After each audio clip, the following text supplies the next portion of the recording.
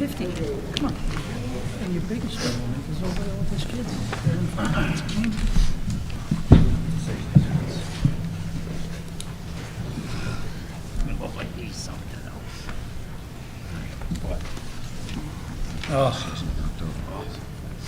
Good morning. I, Jonathan Kipp, Town Moderator, call the first session of the Londonderry Budgetary Town Meeting, known as the Deliberative Session, to order at 9:05 a.m. Please rise for the national anthem presented by Kelly Egan.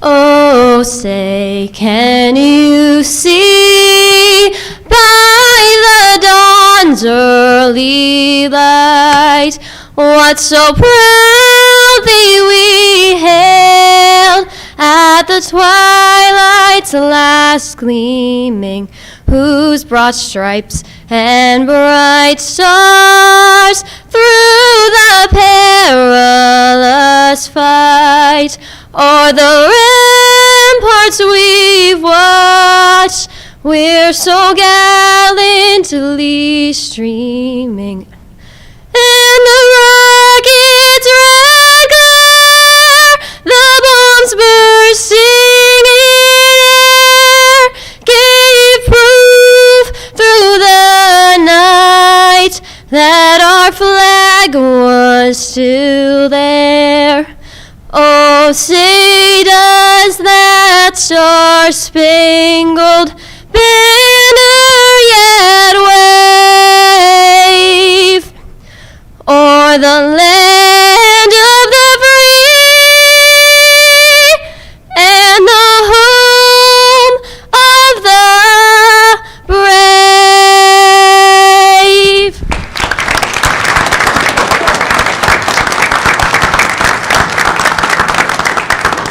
Please remain standing and join me in the Pledge of Allegiance. I pledge allegiance to the flag of the United States of America and to the republic for which it stands, one nation, under God, indivisible, with liberty and justice for all. Please join me in a moment of silence for all of our Londonderry residents who may have passed since we last gathered here, and also for all our first responders and those who serve and have served to allow us to practice this most basic form of democracy.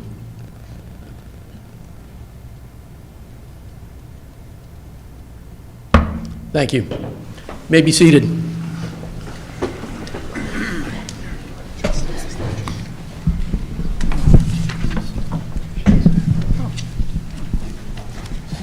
So my first order of business is to introduce the head table, which I'm going to do from here so I don't miss anybody.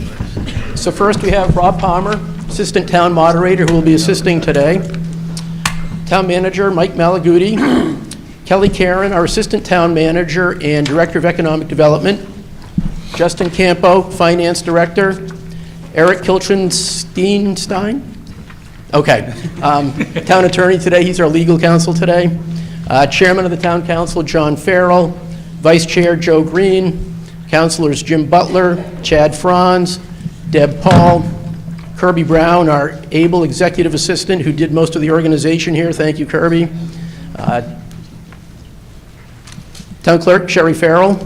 And then our Budget Committee members, Chairman Steve Bro, Vice Chair Jen Kenny, Patrick Cassidy, Ron Dunn, Lynn Wiles, and Tim Siegman.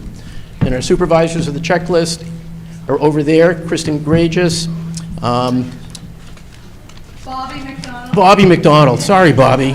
And then our other assistant town moderator, Cindy. Thank you for being here.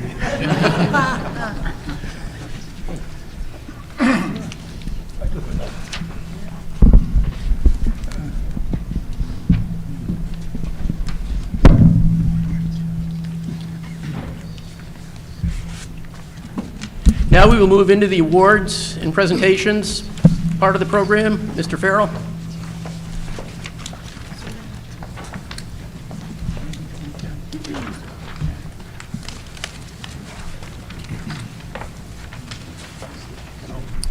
As some of you may know, running elections in the in today's environment and in the state of New Hampshire is a challenge, to say the least, especially when you have the responsibility of either the first or the second largest polling place in the state. The last presidential election, almost 17,000 voters out of 19,800 voters that were registered came to our polls. Moving people in and out of our polls is something that we get a lot of help with.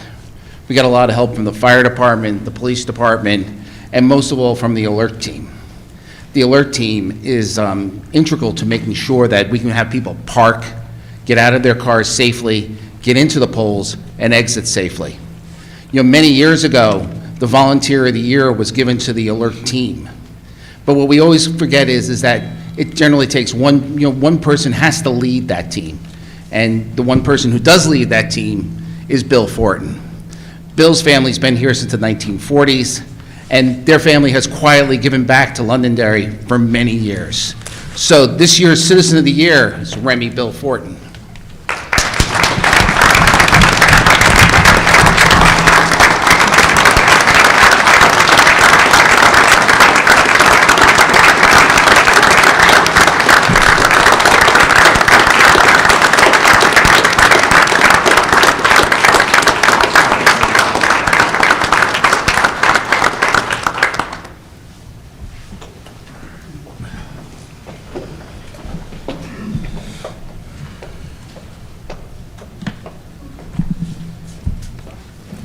So I have the distinct pleasure of also doing the Volunteer of the Year. And it's sort of an election theme. Again, stating that running an election is one of the most difficult jobs you can possibly do.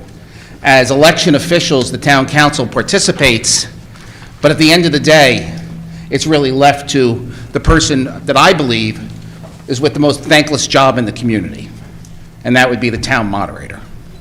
So our Volunteer of the Year is Jonathan Kipp.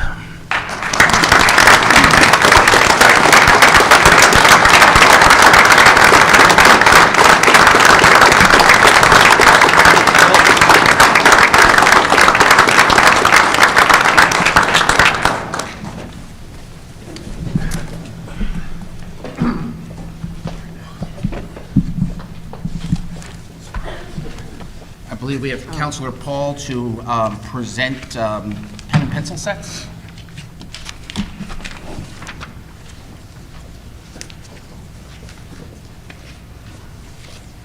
Can I use this podium? Okay, good. Good morning, everyone.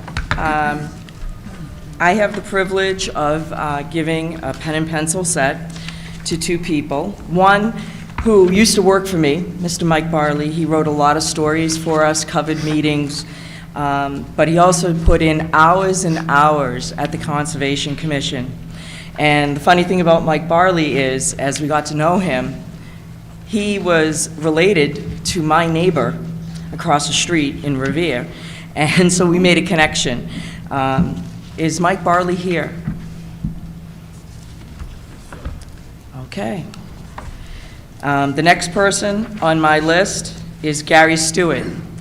I did not know Mr. Stewart, but he did work for a long time, numerous years, on the Solid Waste Environmental Committee. I know that he put in a lot of hours, and he will be sadly missed. Is Mr. Gary Stewart here? Okay. You guys can get those.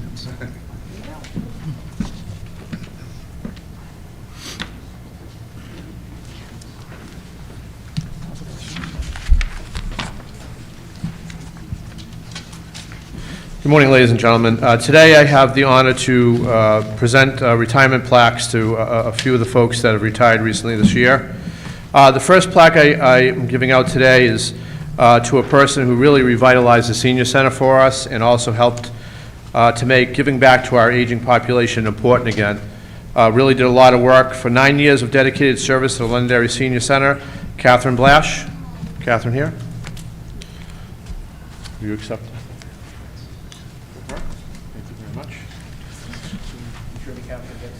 Thank you very much. The next plaque that I have to give out is for a person that that was really, on the fire department, that was really a paramedic and also an EMS educator. Spent a lot of time really training our folks to take care of the people that needed the services, and he was there for 17 years. So for 17 years of dedicated service, Edward Daniels, are you here? Okay, thank you very much.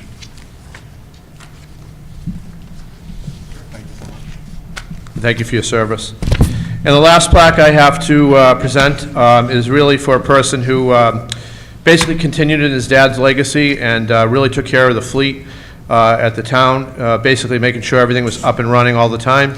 For 24 years of dedicated service, retirement plaque, retiring from the Londonderry Police Department, Officer Sean Goodnow.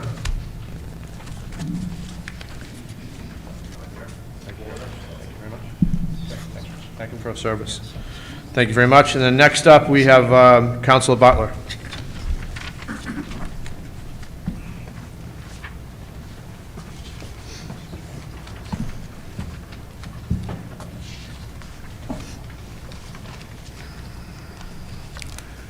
Good morning, everyone.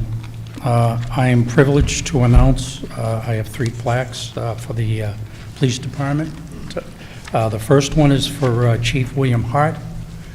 Bill was a lawyer by trade about 10 years ago. He took over for a year as the town manager and certainly helped us navigate through some very difficult times. Bill's been a class act. He took the department to the next level, and everything was spotless. And he's a great person, and I certainly wish Bill the best of luck. Is Bill here? Tough shoes to fill. Thank you very much. Why don't you stick around? Yeah, okay. I'll get up and down here. Okay. The next one is Lieutenant Ryan Kearney. He has worked for the town for 21 years. We also have a dedicated plaque to him in the fire department. You know, he definitely spoke his piece, and he spoke up when he needed to speak up.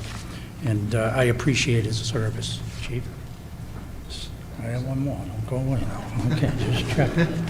All right, the next one I remember as the motorcycle officer.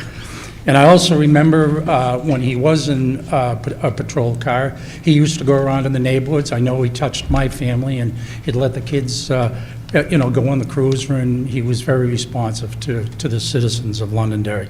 And that was Officer Matthew LeCaire. And he worked for this town for 24 years. So we have a plaque for Matt, and I certainly hope he is enjoying his retirement. Where is he? Oh, he's at home. Oh, wonderful. Okay, thank you very much.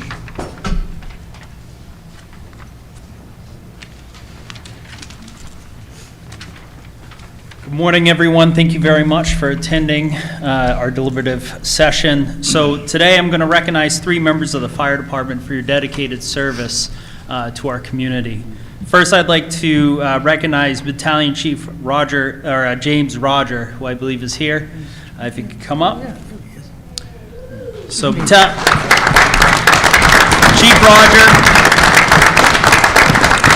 on behalf of the town of Londonderry, I'd like to thank you for your 22 years of dedicated service to the fire department. And that doesn't go without saying that you have been a very cornerstone of the community, the fire department. I'd like to thank you for your service.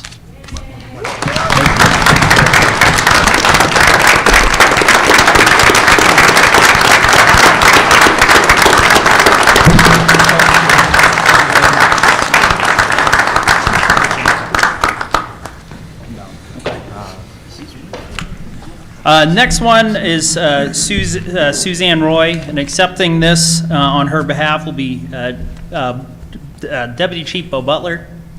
And this is for recognition of her 38 years of dedicated service to our community in the Londonderry Fire Department. As mentioned, accepting this is Deputy Chief Bo Butler.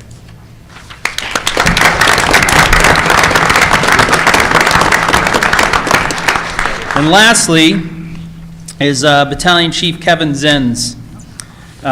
Kevin served our community for a total of 36 years as a battalion chief at the Londonderry Fire Department. Chief Zenz,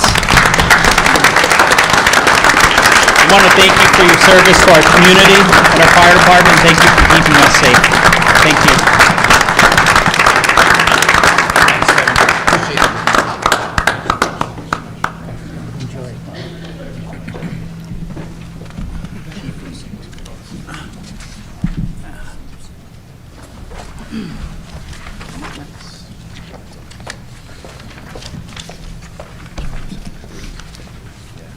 So I have the last two awards. Over this past year, we have transitioned our operational leadership team at the town, and we would like to I'd like to thank Kevin Smith, our town manager, for 9 years, and Lisa Drabick, our assistant town manager, for 5 years. And I believe Mr. Smith is here to accept both awards, and we very much appreciate his service and his leadership over the last decade. Thank you.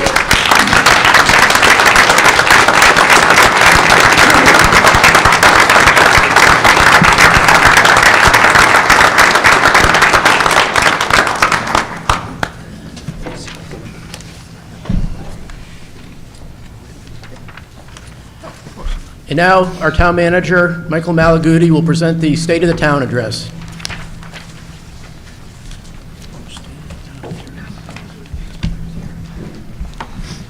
Mr. Moderator, members of the Town Council, Budget Committee, other elected officials, Londonderry citizens. Londonderry is in a time of transition. After my predecessor, Kevin Smith, resigned 1 year and 4 days ago, I became acting town manager at midnight that evening. The ensuing 12 months have been, for me, the longest and shortest of years. We have accomplished much in this short time. Immediately after taking office, with a possible recession on the horizon, I directed town departments to curtail discretionary spending. The finance director and I have strictly enforced the purchasing policy, and we have put more items out to bid than ever before, saving the town tens of thousands of dollars.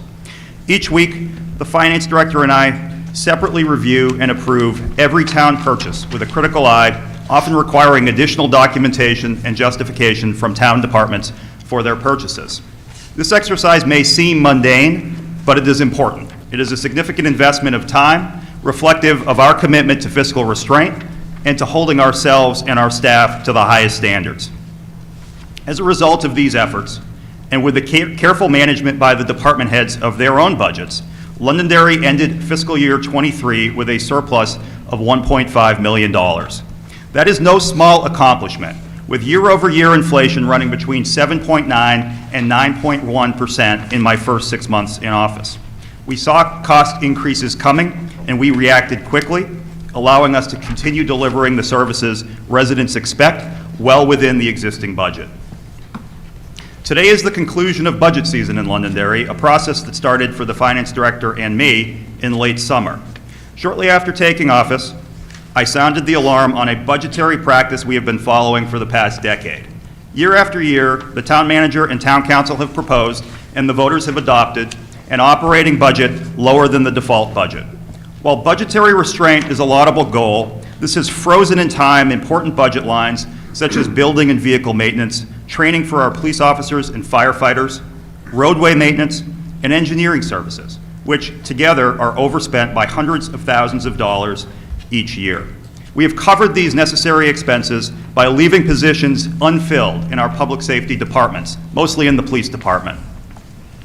While this practice has worked, it was inevitable that it would eventually catch up with us. That time is now. Not only does spending within these neglected lines increase with time, the police department is in a critical need to fill all of the positions the voters have approved. And to state the obvious, robbing Peter to pay Paul is the opposite of budgetary transparency. We devised a way to temporarily budget less for 4 vacant police patrol officer positions while still retaining these positions in the budget. We used the savings to reinforce the frozen lines to reflect the actual need in fiscal year '24 instead of fiscal year '14. These changes will serve the town well for years, because even though we again propose an operating budget under default, for the first time in a decade, we are able to right-size these neglected lines. In doing so, we make important steps towards transparency. The budget should tell the taxpayers what we need and where we need it, instead of telling them what we need in total and to trust us with the rest. There are other reasons I am proud of the budget I proposed to the Town Council and which they adopted. In a time of rising costs, we started off deep in the hole, with increases to the default budget of more than $200,000 for our trash and recycling contract, almost $800,000 in health insurance premiums, and more than $500,000 in contractual salary and wage increases. Despite these large cost increases, the total appropriation I propose is a mere $16,047 higher than last year's request. How did we do it? It started during our internal budget process. The department heads submitted their requests for the coming fiscal year, and the finance director and I carefully scrutinized them, rejecting hundreds of thousands of dollars in department head asks. We took a hard look at the whole spending picture, which includes separate warrant articles, instead of focusing solely on the budget as we have sometimes done in the past. We halved the typical request to fund the roadway maintenance expendable trust fund, and we are taking a year off from the usual request to fund the master plan capital reserve. We eliminated almost $40,000 from the cable department's budget we determined was unnecessary. These are hard choices, to be sure, but at a time when the average household is spending almost $500 more a month than at this time last year, I am confident most voters will understand the choices we have made. Taxpayers benefit not only from careful budgetary planning and management, but also from a healthy tax base. By redeveloping and developing commercial and industrial areas in a responsible manner, we can allocate as much of the tax burden as possible to commercial and industrial users instead of residential taxpayers. My administration is taking a comprehensive but workmanlike approach to economic development, focusing less on flashy, high-profile, public-facing efforts and more on ensuring we get the fundamentals right in order to create conditions that will drive development. We passed the Commercial and Industrial Property Tax Exemption Program, which will be a major draw for development and a major benefit to taxpayers. We are focused relentlessly on expanding the water and sewer infrastructure high-end users demand, securing $4 million with the support of Senator Shaheen and Congressman Pappas to upgrade sewer capacity in South Londonderry and speed up the completion of Woodmont Commons. We've questioned settled practices and gotten creative about how we allocate sewer capacity. We've requested an additional $4 million from the Governor's Office for Emergency Relief and Recovery for water and sewer infrastructure in the Exit 4A area. We completed the Lancaster Drive water line extension project, which will not only mitigate PFAS contamination and protect property values on Lancaster Drive, it will resolve liability concerns for the new owner of the Apple Tree Mall, allowing him to continue investing in the mall and in the town. And the town paid nothing, because we secured another grant, this time for $400,000, to cover what the town had previously agreed to pay. We're also focused on improving traffic flow and safety on our roads, which of course is a key ingredient of economic development. We advocated with our representatives in Concord for a one-time payment to Londonderry of $1 million for town-owned roads and bridges, and we finalized our contract with DOT to complete intersection upgrades at Route 28 and Stonehenge Road. We have also taken a look at the organization of our town departments and our development regulations to ensure they are calibrated for an efficient development process. We are working to improve communication between the town staff and planning board, and we are looking hard at our design review process to ensure not only that it is efficient as it can be, but also that the planning board and the public understand it. We're in the process of reviewing the Route 102 and Route 28 overlay districts to ensure the complexity they add to the zoning ordinance remains justified. And we will soon propose an amendment to the zoning ordinance to reduce the need for some applicants to go back and forth between the planning board and the zoning board of adjustment. I would be remiss if I did not pause to highlight the importance of the town council's investment in economic development when it confirmed Kelly Caron as assistant town manager and director of economic development. Her expertise and judgment in the area of planning and economic development have brought new energy to this effort. For the first time in at least a decade, there is someone else, in addition to the town manager alone, working on economic development in Londonderry every day. At the beginning of 2023, we are poised to soon announce new big projects that will pay dividends to Londonderry's taxpayers. Our successes are not confined to the budget and economic development. We have invested significant time and money in securing Town Hall and the library and protecting those who work and visit there. We've worked to protect public health and the environment, completing the Lancaster Drive project, conserving Lithia Springs, and studying upgrades to the town's water infrastructure. In a single year, we've improved exponentially the security of the town's computer and IT systems in order to protect the public's sensitive information kept on our servers. We've successfully negotiated collective bargaining agreements with fire and police department unions, allowing us to compete in the labor market with comparable communities and, more importantly, to recognize our first responders who, without overstatement, are the best in the state. We've improved transparency in all areas, televising the meetings of more boards and committees, making it easier for the public to access video of these meetings from the front page of the website, posting all legal notices in a single area on the website, and responding quickly and openly when possible to public requests for information. And when someone brought a Confederate flag to our annual Old Home Day parade, we took a stand against this disgraceful symbol of hate. While a few attempted to distract from this deplorable display by drawing false equivalencies, I have never regretted taking that stand. As I stated on August 21st, 2022, supporters of this symbol of racism, hate, and treason will find no refuge in Londonderry. In one short year, the Town Council and I have worked cooperatively to install a new police chief, director of senior affairs, HR manager, and a second deputy fire chief. We reorganized the police department, creating a new division of legal and professional standards to house the prosecution unit and the accreditation office. We made additional changes to the planning and economic development and human resources departments, streamlining and calibrating our operations to take advantage of our strengths and reinforce our weaknesses. We filled the important positions of controller and assistant assessor, which had been vacant for too long. And I appointed, and the Town Council confirmed, Kelly Caron as Assistant Town Manager and Director of Economic Development. Her reach is much broader than economic development. In 6 months, she rose from Town Planner to Assistant Town Manager.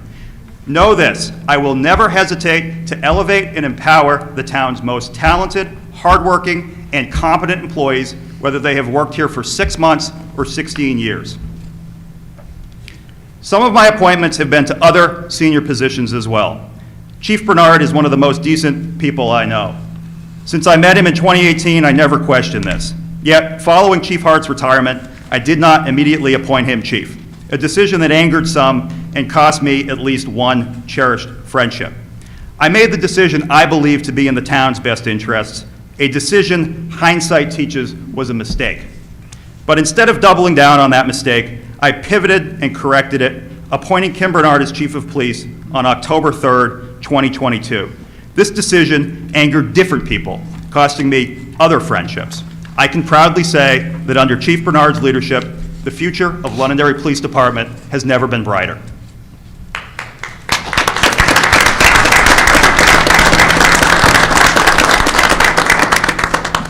I can also proudly say that in my first year in office, I have regularly made decisions that have been personally costly yet right for the town.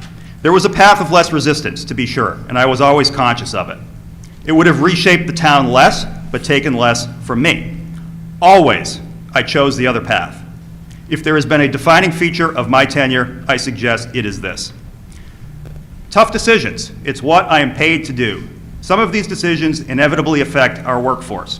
You can't manage more than 200 people without making certain people and even departments unhappy. And when my decisions affect people's jobs, livelihoods, emotions, rumors, fears, and anxieties naturally run high. The curse of leadership is that while I am empowered, in fact duty-bound to make these difficult decisions, I am not free to publicly discuss all of my reasoning and all of the circumstances, leaving a void that will always be occupied by the disgruntled, uninformed, those having an agenda, or worse yet, by publications writing one-sided pieces without even bothering to ask for comment. And, of course, my critics are unencumbered by any such restrictions. Before you believe the headlines and conclude there is something wrong at Town Hall or with my leadership or that morale is low, consider this for a second. You have 10% of the story. I value and have invested in the morale and well-being of our Town Hall workforce, more than you know. Yet, here I depart from some of those who have gone before me. The town manager is not everyone's friend, and while we sometimes refer to Town Hall as a family, Town Hall is a professional workplace. We are public servants who deserve a healthy, happy, and respectful place of work. We can and we should care about each other, yet we are also accountable to each other, and ultimately to the public. To those who look at me and long for yesterday, I suggest this. I am not Londonderry's first manager to fit this mold. The predecessor of my predecessor, Chief William Ryan Hart Jr., served as acting town manager for more than a year during an earlier time of transition. He hired me in 2018, and much of what I know about leadership I learned from Bill Hart. While he treated everyone with respect, decency, and compassion, Bill made the decisions he believed were in the town's best interests, and he never apologized for them. No one who worked for Bill ever mistook him for a friend. He was first a leader. And so, at the end of my first year in office, I'm proudest of having served the town with integrity. During difficult circumstances, I repeatedly placed the town's interests ahead of my own. I made hard calls others had been unwilling to make for years, at a personal cost known only to me and my family. Behind the scenes and publicly, I unflinchingly stood up for the exceptional public servants who represent the town and serve the public day in and day out. I told people the truth, whether they wanted to hear it or not, and I devoted nearly all of my waking hours to the town's service. It is easy to look back on the hardest, most defining year of my life and replay the difficult, controversial decisions I have made. I have certainly done that in spades. But one thing I have never done, not once, is to recollect the past year and wish that I had been more like Kevin Smith, Bill Hart, Dave Karen, or any one of my other predecessors. In my first year in office, I served as town manager the only way I know how, as myself. And that is one thing that will never change. Mr. Moderator, the state of the town is strong and the future of Londonderry is bright. It has been the privilege of my life to serve as town manager in a time of change and opportunity. May God bless our community.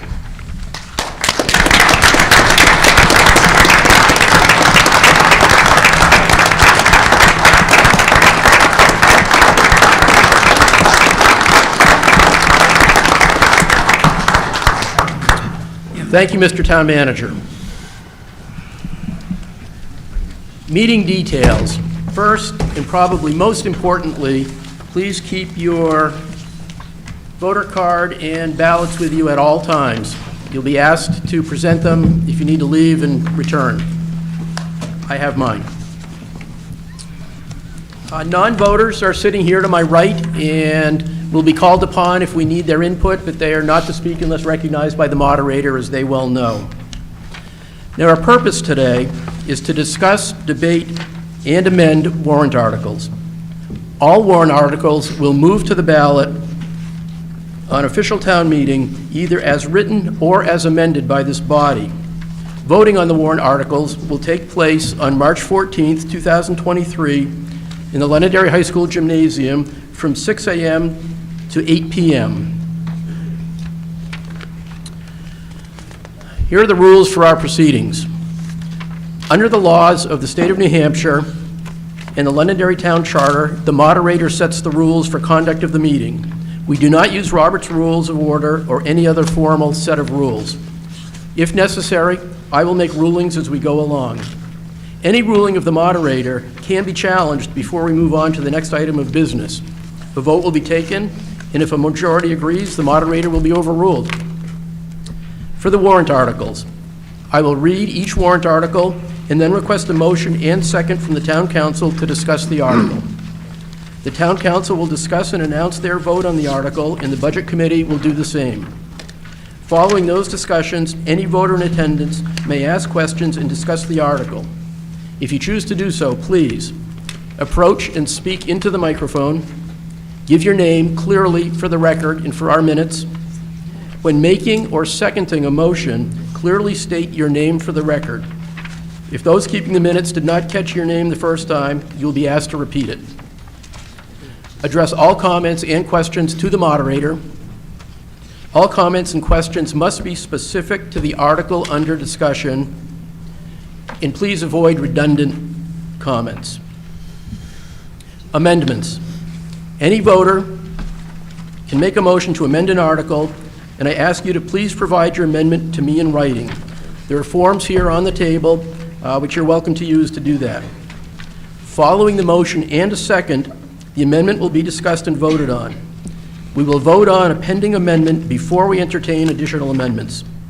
While an amendment is pending, all discussion and debate will be confined to the pending amendment. Following discussion, the warrant article will be placed on the ballot either as written or as amended. If you have a question about the process as we go along or have a procedural objection, please stand and say, "Point of order." I will then recognize you, and you can state your point of order. Any questions? So we go to warrant article number 1. To the inhabitants of Londonderry in the county of Rockingham in the state of New Hampshire qualified to vote in town affairs, voters are hereby notified to meet at the Londonderry High School cafeteria in Londonderry on Saturday, the 11th day of February 2023 at 9 o'clock in the morning for the deliberative session of the budgetary town meeting. Voters are further notified to meet at the Londonderry High School Gymnasium on Tuesday, March 14th, 2023, to choose all necessary town officers for the ensuing year and to act upon the proposed fiscal year 2024 budget as may be amended at the deliberative session by official ballot. The polls to be open at 6 o'clock in the morning and close not earlier than 8 o'clock in the evening. Article number 1 is the election of officers to choose all necessary town officers for the ensuing year or until another is chosen or appointed and qualified, and no action is required here today. Moving on to warrant article number 2. Warrant article 2, amendment to town charter dash treasurer. Shall the municipality approve the charter amendment reprinted and summarized below? There shall be a town treasurer hereinafter called treasurer, who shall have all the powers and duties granted by this charter and state law. The treasurer, and this is the modified version, the treasurer shall be appointed by the town council upon recommendation of the town manager for a 3-year term. That's in place of being elected on an at-large basis to a term of 3 years at the town election. Vacancies in the office of treasurer shall be filled pursuant to state law. If the amendment is adopted, the town treasurer shall be appointed by the town council for a 3-year term instead of being elected for a 3-year term. If the amendment is adopted, the elected treasurer shall remain in office until the 2024 annual town election. If passed, this article will require the town to raise $0 in property taxes, resulting in a tax rate impact of $0 in fiscal year '24 based upon projected assessed values. May I have a motion to open this article for discussion? So moved. Second? Second. How does the town council vote on this article? Town council votes 4-1, yes. Thank you. Budget committee? Budget Committee voted 7-0 favoring this article. Yes. Thank you. The article is now open for discussion. We have a presentation by Mr. Malaguti. Mr. Moderator, Article 2 would amend the town charter, making the town treasurer an appointed position instead of an elected position. The treasurer would be appointed by the town council for a 3-year term. Thank you. Any discussion from the members of the public?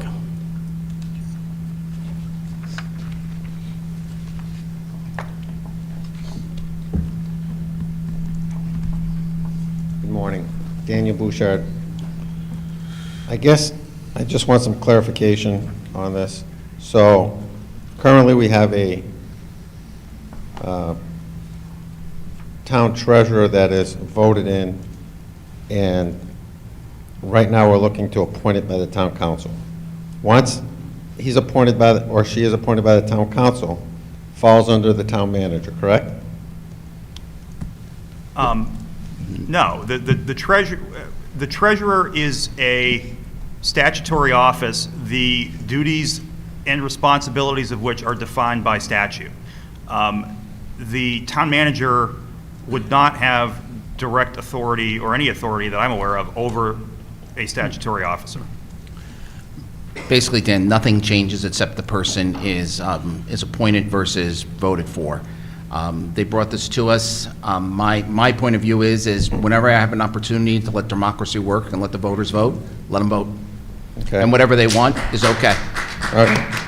I mean, I understand that, and, you know, it's nice to have a third party that's independent to look at this, and I can also understand when I talked with Justin about, you know, the concerns he has about this.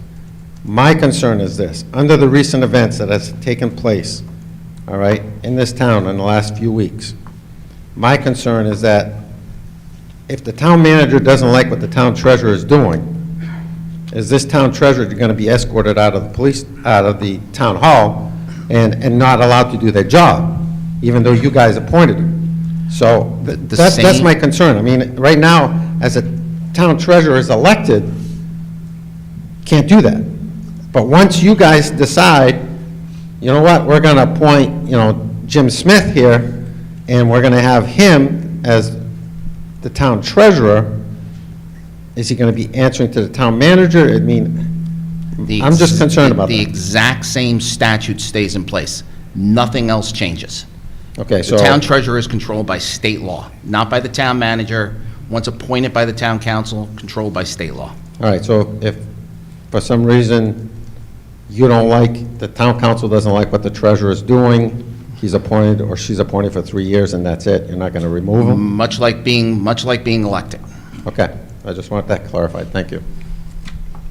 Thank you, Mr. Bouchard. Please approach the microphone. Please approach and speak into the microphone. Do you have a question?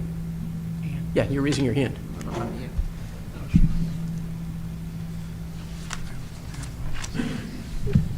Ann Chaplin, thank you for letting me speak. 28 Wedgewood Drive. Does this mean this is the last time we'll be voting for a town treasurer? Could you speak up? If, I can't hear you. You can't hear me? I can't, no. Could you speak a little louder? It's hard to hear you. Okay, is Thank this you. better? Thank you. I can't get any closer. But anyways, if we vote to have the town, with the town council appoint the treasurer, this is the last time we'll be voting for a treasurer. The town every year will look over the treasurer's job and how they're doing, and then reappoint them, reappoint them every year. No, so what would happen is under the charter would change. So the treasurer would be appointed for a 3-year period. Okay. If the voters decide, and that's an if the voters decide to amend the charter so Right. that the town treasurer will be appointed by the town council, going forward, they would be appointed, after 1 year, they would be appointed by the town council, whoever is sitting at the time. They would be appointed for a 3-year period. If the article is defeated, it stays the same as it does in the current charter. Okay, and then if it's defeated, the public has a chance to speak every 3 years on who the town treasurer is, correct? Much like they, for any other elected office in the town. Okay, thank you very much. You're welcome. Any other comments from the public? Yes, sir. Outside that Constitution Drive, not so much a comment. I don't know about everybody else here. I don't know a damn thing about what the treasurer does. Does someone explain by statute what the duty of the treasurer is? Just a question.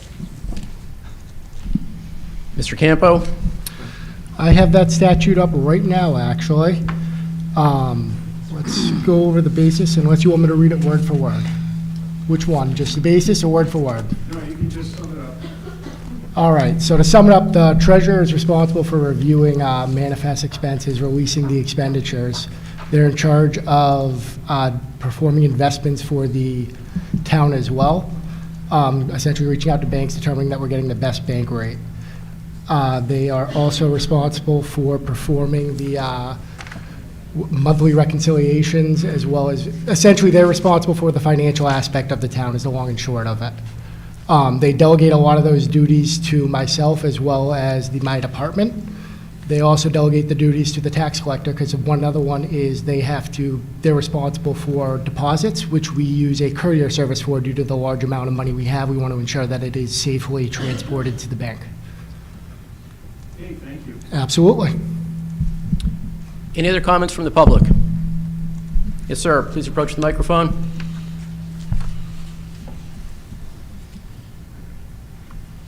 John Loker, 34 Parmenter Road.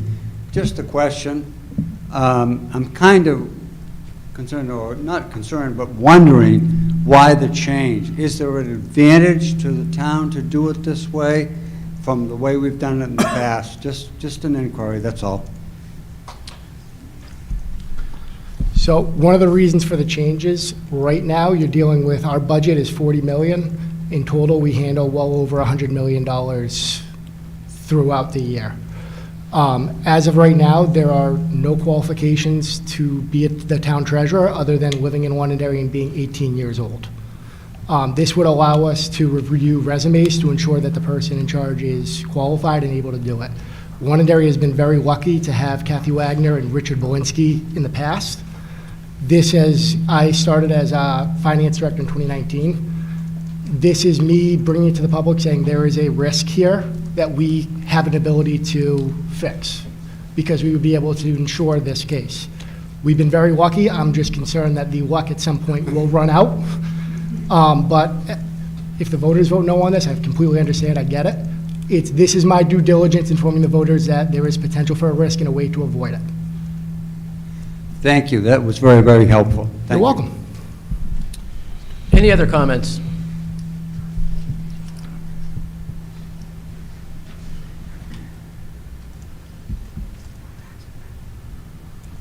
Jonathan Esposito, 5 Shelley Drive, North Londonderry. For those who have been paying attention to town council meetings for the last several months, they will note that Councilwoman Paul, as well as several citizens, raised the concern that this matter was drawn up rather hastily. I believe it was at a November town council meeting that Mr. Malaguti had raised the concern that if they were going to begin drafting the legal language for this to reach a article for the voters this March, that those steps would need to be agreed upon by the council rather quickly. That was Mr. Malaguti's words. Councilwoman Paul, as well as myself and other folks at the time, raised the concerns of, geez, if the language for this has to be drafted so quickly, if this has to be enacted by the town so quickly to reach the voters, perhaps we don't need to move in such haste. Perhaps it would benefit the town for this to have come before the town with more consideration, and then this could have been a voting article for a future year. It's still unclear to me, as well as several citizens from the town, why this was pushed to move so hastily, essentially from November to now. I would also like to raise for record that several previous employees from the town, including several who occupied the, I shouldn't say employees of the town, those who were previously voted to the position of town treasurer, expressed significant concern of the perception of undue influence from the town council. They expressed that even when town treasurers were previously elected by the citizens, that the imposition was such that perhaps folks could leave unsigned checks in unlocked offices, or perhaps leave their signature stamps around so that town officials or town council folks could have access to it. And previous town treasurers expressed the concern that if this undue influence from the town was placed on an elected official, how much more undue influence could even be perceived from the town if a person's appointment was at the mercy of the town council. So I would like those remarks made for record, and if the town has a substantial response to any of that, I would certainly hear it as I sit. Thank you very much. Mr. Dolan? Thank you, Mr. Moderator. Tom Dolan, 19 Isabella Drive, Londonderry. As I look at the steps the council is moving through, I would encourage you to think about the finance director probably could very easily take up the responsibilities of the duties of the treasurer, and thereby dropping the cost to the taxpayers of the salary of the treasurer, and not increasing. Sorry, Justin, not increasing the director of finance's salary, but anything that you can do to drop the cost of government that the taxpayers have to bear, I think is an encouraging thing. So, thank you. Would either of you care to respond? Mr. Moderator, just one point of clarification. So this was, it wasn't presented in a formal way, that is correct, but there was a discussion about this at least a year ago, and at that time, it caused some controversy at that time as well. The suggestion was made that this is something that we should look at in future years. Thank you. Yes, sir?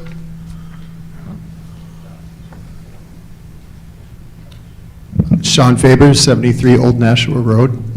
I would just like to ask, if this takes effect, when will it take effect? So that's a good question. And the interaction of these, there's a couple of different statutes that are at play here. And basically, the answer to that question is that the sitting town treasurer would serve until the next annual election, a year from now. And it would then take effect. With removing power from voters and putting it in the hands of other people, I would suggest that we take the time to analyze other options. Mr. Dolan's finance director sounds like a very possible good solution to this. And it's just something that's been rushed through, and I would like to just take some time and really think about this. Thank you. Any others?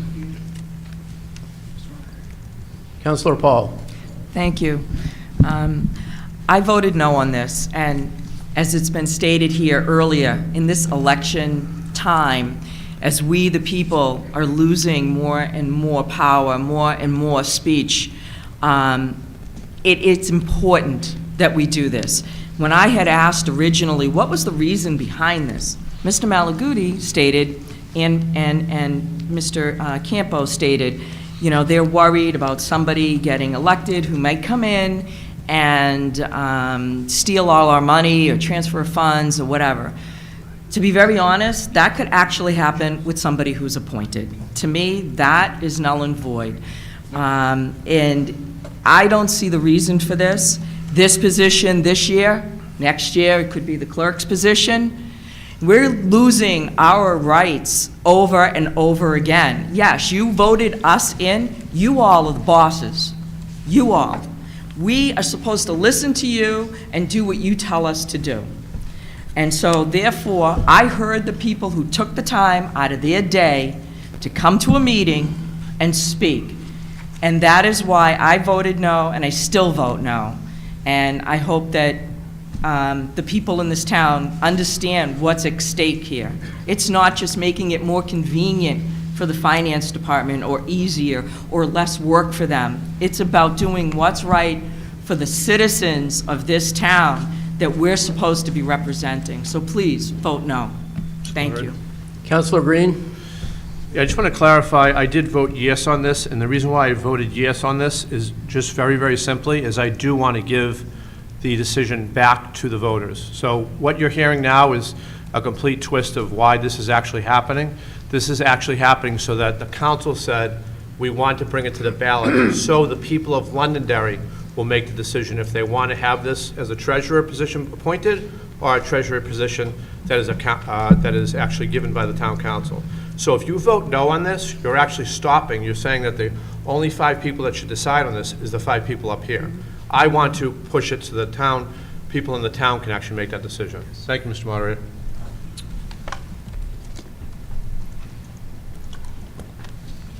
Hello, Maria Barud, 6 Bridle Path. I understand your worry that if we have somebody elected who's not qualified, but I think most of the people who are applying for the position with the right conscience, they would have the proper qualifications.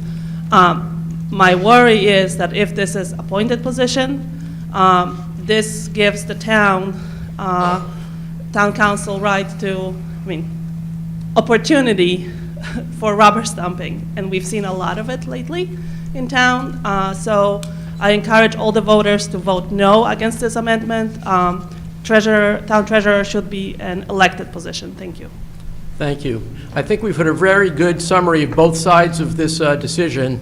If you have new information, please step up. Just like to make a comment, that I'm listening to what everybody's saying, and Councilor Green says, he wants to give it back to the voters to decide. The voters have already decided on this a long time ago when we approved the town charter. We already said back then, we want the town treasurer to be elected. So my opinion is the town already decided on it. Thank you. Thank you. Seeing no further discussion, warrant Article 2 will move to the warrant as presented. I would entertain a motion to restrict reconsideration. So moved. Is there a second? Second. All those in favor of restricting reconsideration, please raise your voter card. All opposed? Reconsideration is restricted.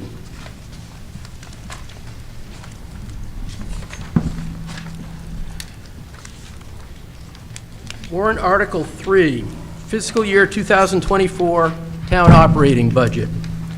Shall the town raise and appropriate as an operating budget, not including appropriations by special warrant articles and other appropriations voted separately, the amounts set forth on the budget posted with the warrant or as amended by vote of the first session for the purposes set forth therein, totaling $40,594,648. Should this article be defeated, the default budget shall be $40,455,447, which is the amount of the appropriations contained in the operating budget authorized for the previous fiscal year, with certain adjustments required by previous action of the town or by law, or the governing body may hold one special meeting in accordance with RSA 40:13, Roman numerals 10 and 16, to take up the issue of a revised operating budget only.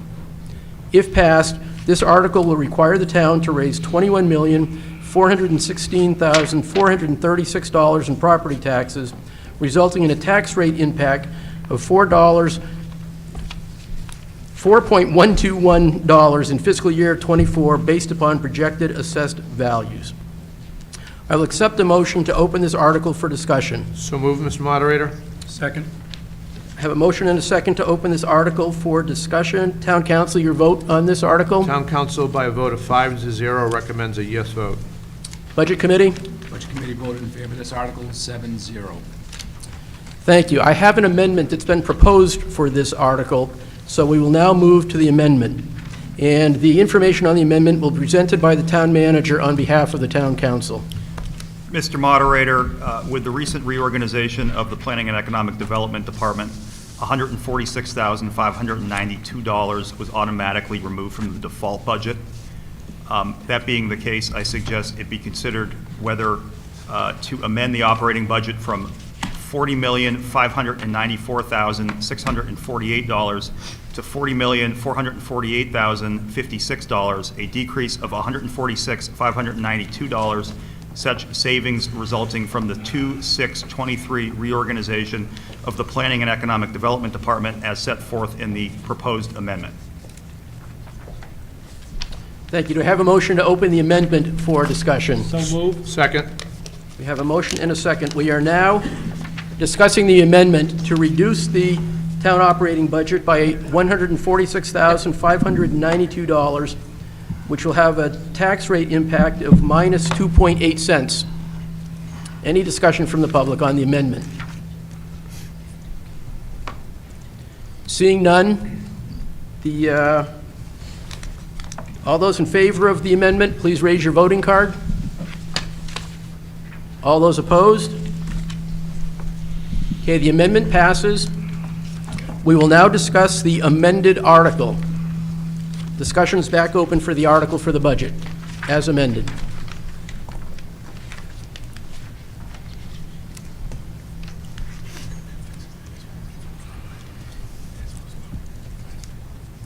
I have to say, I've been in this town for 43 years, and every time the town budget comes up, it's just like, nobody asks any questions about it. It just flies. And it's a big number. Your name, please? Daniel Bouchard. Thank you. So, I'm looking through this, and my question is, how much do we pay in legal fees in the town budget?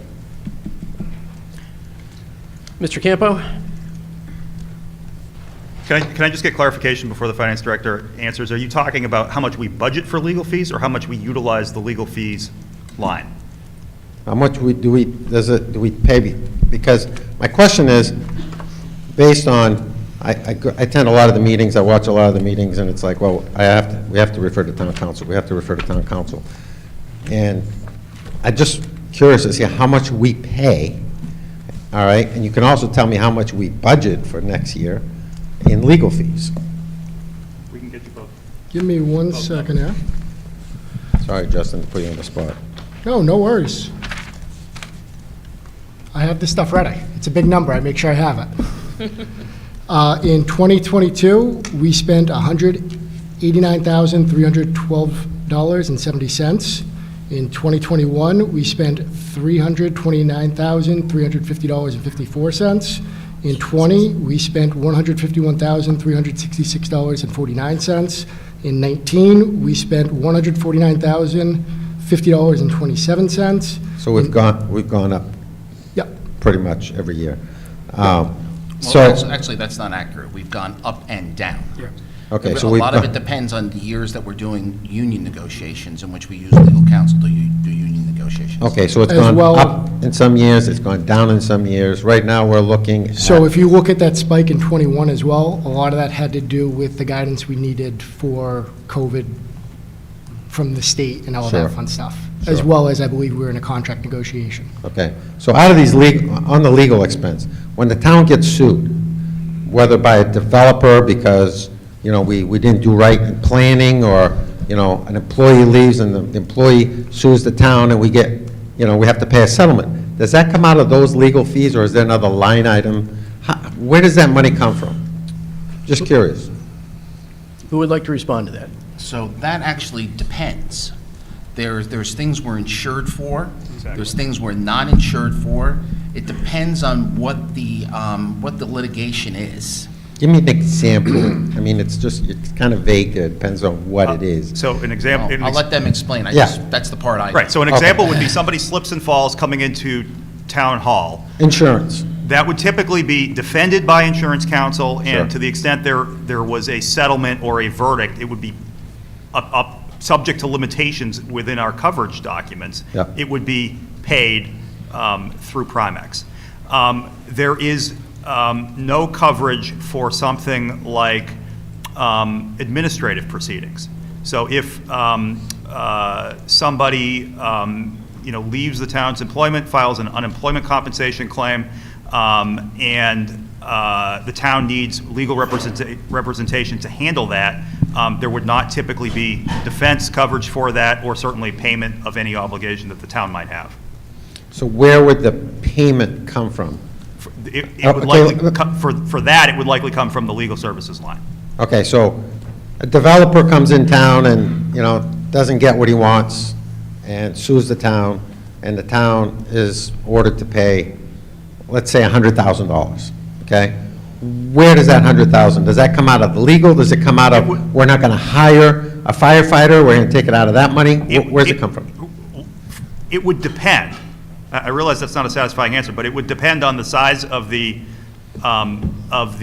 settlement or verdict, and it would depend on the circumstances. I can tell you that I'm not aware of something like that happening in the recent past. I know that it's happened, going back 10 years, but I don't have recent information about how that would be handled. It would be a decision that, obviously the finance director and I would look at and try to make the best decision based on the circumstances. Okay, so you haven't been here that long, and I guess you haven't been exposed to that. Maybe Councilor Farrell, do you recall anything that we've paid, and where would that have come from? Yeah, it's a hard question. I mean. And of course it's a hard question. The attorney's fees go across multiple departments, planning, fire, the police chief needs advice. It goes across multiple departments. Yeah. As far as settlements are concerned, I don't think we've had many. I can't recall anything that we've actually, had to pay out on, but I don't know 100%. I can't recall anything that rose to the level of the council's approval. Okay. When we're talking about the legal expenses, do you go out and get quotes from attorneys, or have we always had the same town attorney forever? Have we changed? Forever's a long time. Well, okay, I'd say for the last 20 years. Have we changed, or have we kept with the same person? We've had 3 different firms over the last 20 years that I'm aware of. Okay, because you guys go out like to bid and, look at what their qualifications are or whatever? We when you do this? so the town attorney comes under, in accordance with the charter, comes under the purview of the town council. Yep. The town attorney doesn't actually report to the town manager, they report to the town council. Once a council establishes a relationship with an attorney, it usually behooves that particular council so that person has the history. We're about to enter a transition period in which the town attorney will likely be retiring soon, and we will be looking and going through a process to decide, where do we go from here? I can't remember the last time we actually changed firms exactly, but it was probably had the same town attorney now for about a decade. Okay, thank you. Mr. Chairman, yeah, could I say something? Hey, Dan, I think I can get to the root, I think, of what you're asking for. Town manager, how much money have we spent in the past on legal issues concerning ex-employees and any type of lawsuits against the town? Let's just put it on the table. I know you were going to ask it. Stop beating around the bush and get to it, Dan. Thank you. I don't have that number here with me, Councilor Butler.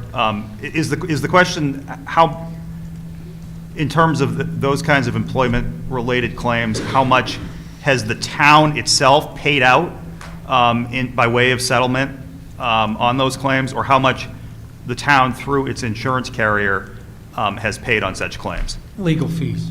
Oh, the legal fees associated with those? Legal fees. Dan's asking about legal fees. I don't have the number, but what I can tell you is that there is typically defense coverage for those kinds of claims. Okay. On the front end, evaluating, taking those claims in and evaluating whether there is coverage and then handing them off to Primex, there would be some fees there, but it would be minimal. It would be how I would respond to that. If I was to take an educated guess on what I would call labor issues, union negotiations, any type of labor type of questions from HR, I'd ballpark it in around 30%. Does that sound about right? Yeah, I mean, as you said, Of the Mr. total Chairman, budget. it depends based on what's going on, but yeah, I mean, dealing with labor relations, dealing with human resource issues is always a significant driver of the town's legal expenses. It is for any government. Okay, my concern about this is, and I tried to find out for the longest time, Mike, you know this, about how many vacant positions we had in certain departments for how long, all right? Because as a taxpayer, if I am paying for 60 police officers, I want 60 police officers. And when the chief of police, not this chief, all right, goes and makes a statement that he runs 7 vacant positions in order to balance his budget, that's wrong, okay? If I'm a taxpayer and I want 60 police officers, I want 60 police officers. My concern is, if you're going to be paying out, settlements or whatever, I don't want it to come out at the expense of not having our employees, all right? Last Friday, when we had that fire up there by the yard, we needed those firefighters, So I don't want us to be short and then one of them get hurt, and then we're in a pickle. So that's what I'm at. I'm like, and I know for the longest time, I've said to you guys, fund your line items like you're supposed to. If, fire truck maintenance is $100,000, then budget $100,000. Don't take a firefighter away, all right? If cruiser maintenance on the police department is $50,000, budget that. Don't take a police officer off the road, all right? You didn't do that. You were going to do that this year, and I think you kind of kicked the can down the road a little bit by just taking those 4 officers and trying to use that money, all right, and not, personally, all right, I would have liked to see you do that. We have to bite the bullet, we bite the bullet, and we do it correctly moving forward, because this is just, it has to be resolved. Mr. Bouchard, thank you. We're back to the warrant article. Well, that's the budget. Understood. Yep. Mr. Dolan. Thank you, Mr. Moderator. Tom Dolan, 19 Isabella. Just as a result of my advanced age, I remember some things. You were talking about legal costs in terms of settlement costs. The largest settlement cost that I remember was back in the late 80s, early 90s, where we had to do a settlement on exit 4A, which you see under construction today. But that cost the town in legal settlement costs of in the millions. So those things do happen. Gladly, not very often, but they do happen. They do happen. The settlement for exit 4A was in the millions in legal costs. So it does happen, and it's important to have a strong, competent legal staff very nearby the council as they're making decisions that impact your taxpayers. Thank you, Mr. Dolan. Any other comments related specifically to the amended warrant article?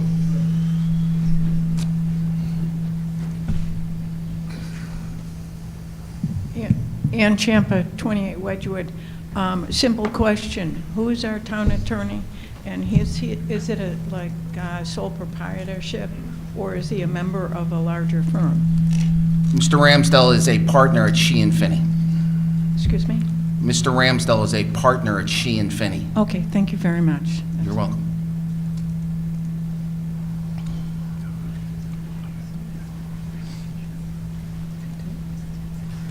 Ray President, 3 Gary Drive. Speaking on the budget here, we are speaking on the budget. The cost is really high, and I'm sure everybody tries to control cost and keep it down. But kind of going back to legal fees a bit here, I just want to ask, for instance, we're in a position where we have to pay back to AES $6 million. And a decision was made on that by our town attorney that we kind of lost on that deal, and nothing we could do, we got a payout. Now that, with all due respect to Mr. Ramsdell, who is a qualified attorney, that's a pretty important decision. And did we get any other advice in that situation? Has anybody? Mr. Moderator, if I could just say, so it's not the town attorney that made the decision to settle with AES. It was the town council on the advice of the town attorney. Correct. I think that's an important distinction. Well, in terms of, what advice the town received and who it received it from, unfortunately, that is something that is privileged and really should not be discussed in an open setting. However, I can tell you that decision was very carefully considered with the assistance of qualified experts in utility valuation, and no stone was left unturned.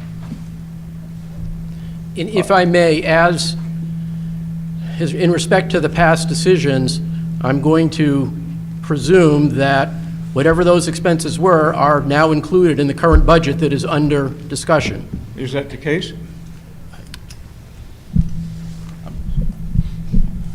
So the settlement allowed for a agreement between us and Granite Ridge that resulted in tax credits, which we are utilizing fund balance to cover, so it will not impact your actual tax rate other than having a lower fund balance. Okay, I'm not sure I really understand all that, but If you were to go through the expense line in this budget, you will not find it on there, because we're using fund balance to cover it through a tax credit to Granite Ridge. so we're taking from a fund balance which we paid previously. That's one way to look at it. However, another way to look at it is this was an abatement in which they stated that they should not be paying as much, and we are refunding them the money that they paid over what they won in the settlement or was settled on. So that was a mistake that was made in the past by someone. That's fair to say that we were carrying it at a higher value than we should have been carrying it at. That's a mistake. Okay, this is what we need to look at. So if your property was valued $100,000 higher, you file an abatement, and you get down to what you should be. If we repay you what you've already paid in taxes on your abatement, that's what we're doing the same with Granite Ridge at this point. We just made the settlement agreement where it is an interest-free, where normally that would be about, I believe, 8% interest that we would have to pay on top of what we're paying them. We no longer have to do that because of the settlement, however. Yeah. There was discussion about taking money that we would get from Gilchrist property that was in conservation that is now, I don't know where we're at with that, taking some of that money, $2 million, whatever the amount was, $750,000 going to conservation, and the remainder of that money coming back to the town, then being paid to AES. Is that what the plan was? So I don't know where that process is, but if that goes through, what will happen is we will receive the revenue in, it will then go to fund balance, and it will be utilized to fund this. And with all due respect, Mr. Breslin, we're not here today on this warrant article to discuss past decisions that were made. We're now discussing today's amended budget as presented. Well, yeah, but this is ongoing. This money is coming from somewhere. It's coming from fund balance, wherever it's coming from. It's money that the taxpayer paid, right? It's not like free money. Correct. Okay? So these type of decisions that are made, going back to what we originally were bringing up, I brought up, about attorney decisions are very critical, okay? Extremely critical. When we're talking millions of dollars that got to be paid somewhere. Unfortunately, it sounds like somewhere back in the day, somebody miscalculated and undercharged them, overcharged them. I'm sorry. And so we got to make up for that. Okay? So noted. But that type of decision, one attorneys did the negotiation. Is that the case? Am I wrong here? Who else made the settlement decision? on the Granite Ridge matter? That was spearheaded by Attorney Ramsdell. Okay, that's one person. With all due respect to him, I think we should have got some help on that deal. I disagree. I think that Attorney Ramsdell negotiated the very best deal that was possible. Okay, but I have a little problem with that when we subsequently we have another situation with a utility, and Mr. Ramsdell says, well, I'm not really qualified for that. But at the time, when he made the decision on AES, he was fully qualified. Mr. Breslin, we're not here to impugn the integrity of any of our outside counselors and whatnot for decisions made in the past. I didn't say I had a problem with Mr. Ramsdell. So do you have any further remarks associated with the question under discussion, which is the amended budget? Okay, thank you for allowing me to speak.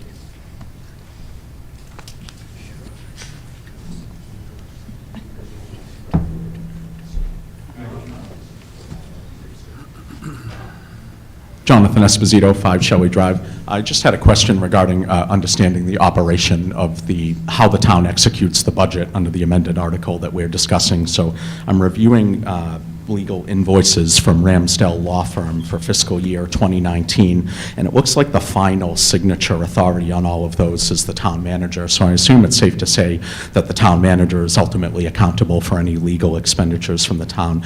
But I did want to ask, What is the town's procedure and process regarding who is authorized to initiate a legal inquest with Attorney Ramsdale or with whoever the town's designated firm is?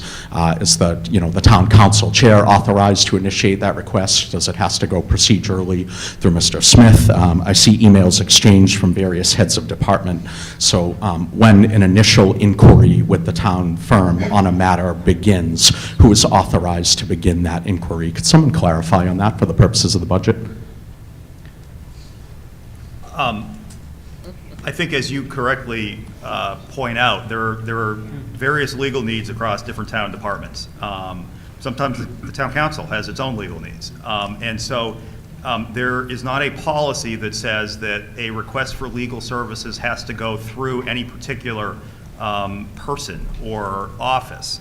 Rather, the process that we observe is one of reasonableness. And we expect everybody who's accessing legal counsel to have an actual need to do that. I think it served the town well because, as has been pointed out throughout these discussions, we've spent the better part of 10 years not going to court. And that's when the expenses really start to add up.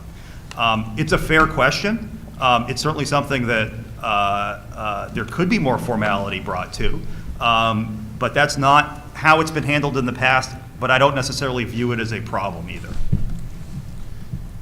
I guess just my opinion as a citizen, noting some of the hard work that you've been putting in at Town Hall, some of the reorganization and accountability that's going on, perhaps there should be an approval process for initiation of those resources going forward. Thank you. Mr. Skudlarek. Paul Skudlarek, 20 Woodbine. Just like to move the warrant article to the ballot. Make a motion. If you have a motion to move the question, requires a 2/3 approval. All those in favor, raise your card. All those opposed.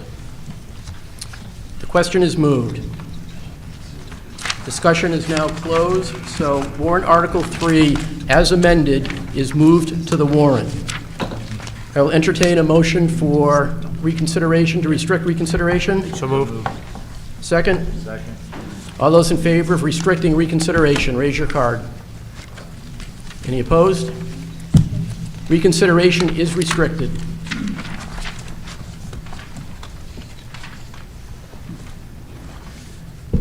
Warrant Article 4, Expendable Maintenance Trust Fund. To see if the town will vote to raise and appropriate the sum of $180,000 to be placed in the town's Expendable Maintenance Trust Fund for the purpose of repairing and maintaining town facilities and infrastructure, and further to authorize the use of $90,000 from the June 30 unassigned fund balance towards this appropriation. If passed, this article will require the town to raise $90,000 in property taxes, resulting in a tax rate impact of 1.7 cents in fiscal year '24 based upon projected assessed values. I'll accept the motion to open this article for discussion. So moved. Second. The article is open for discussion. Town council, your vote on this article? Town council votes 4-1, yes. Thank you. Budget committee? Budget committee votes 7-0, yes. Thank you. Presentation? Mr. Moderator, this article funds the Expendable Maintenance Trust Fund, which is used to maintain and repair town facilities and infrastructure such as repairing HVAC systems or replacing outdated HVAC systems, repairing plumbing and electric systems, or making repairs to town buildings such as roof and siding replacement. Thank you. Any comments from the public?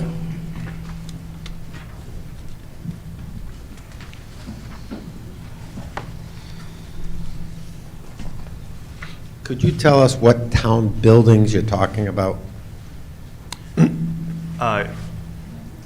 Yes, so my understanding is that this money would be used for the purpose that was just expressed, for fire department buildings, library facilities, town hall, DPW facilities, the senior center, police department, and the police department.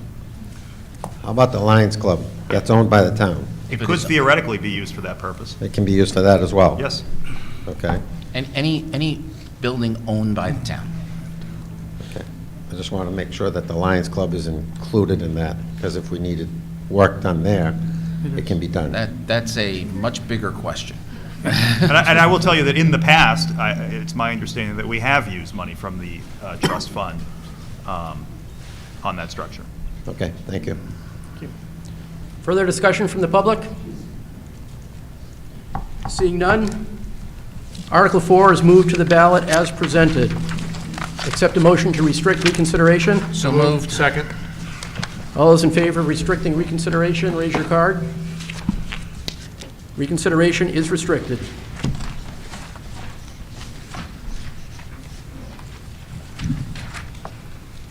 Warrant Article number 5, Roadway Maintenance Expendable Trust Fund.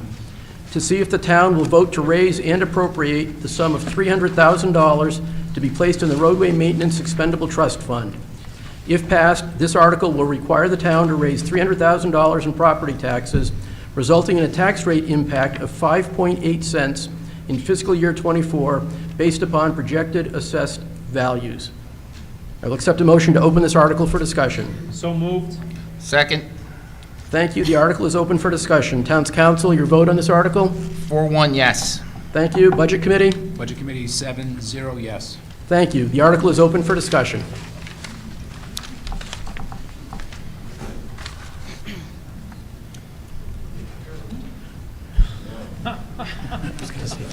It's the Dan show. Can we know maybe what the projection is for what kind of maintenance? Are we looking at culvert work somewhere?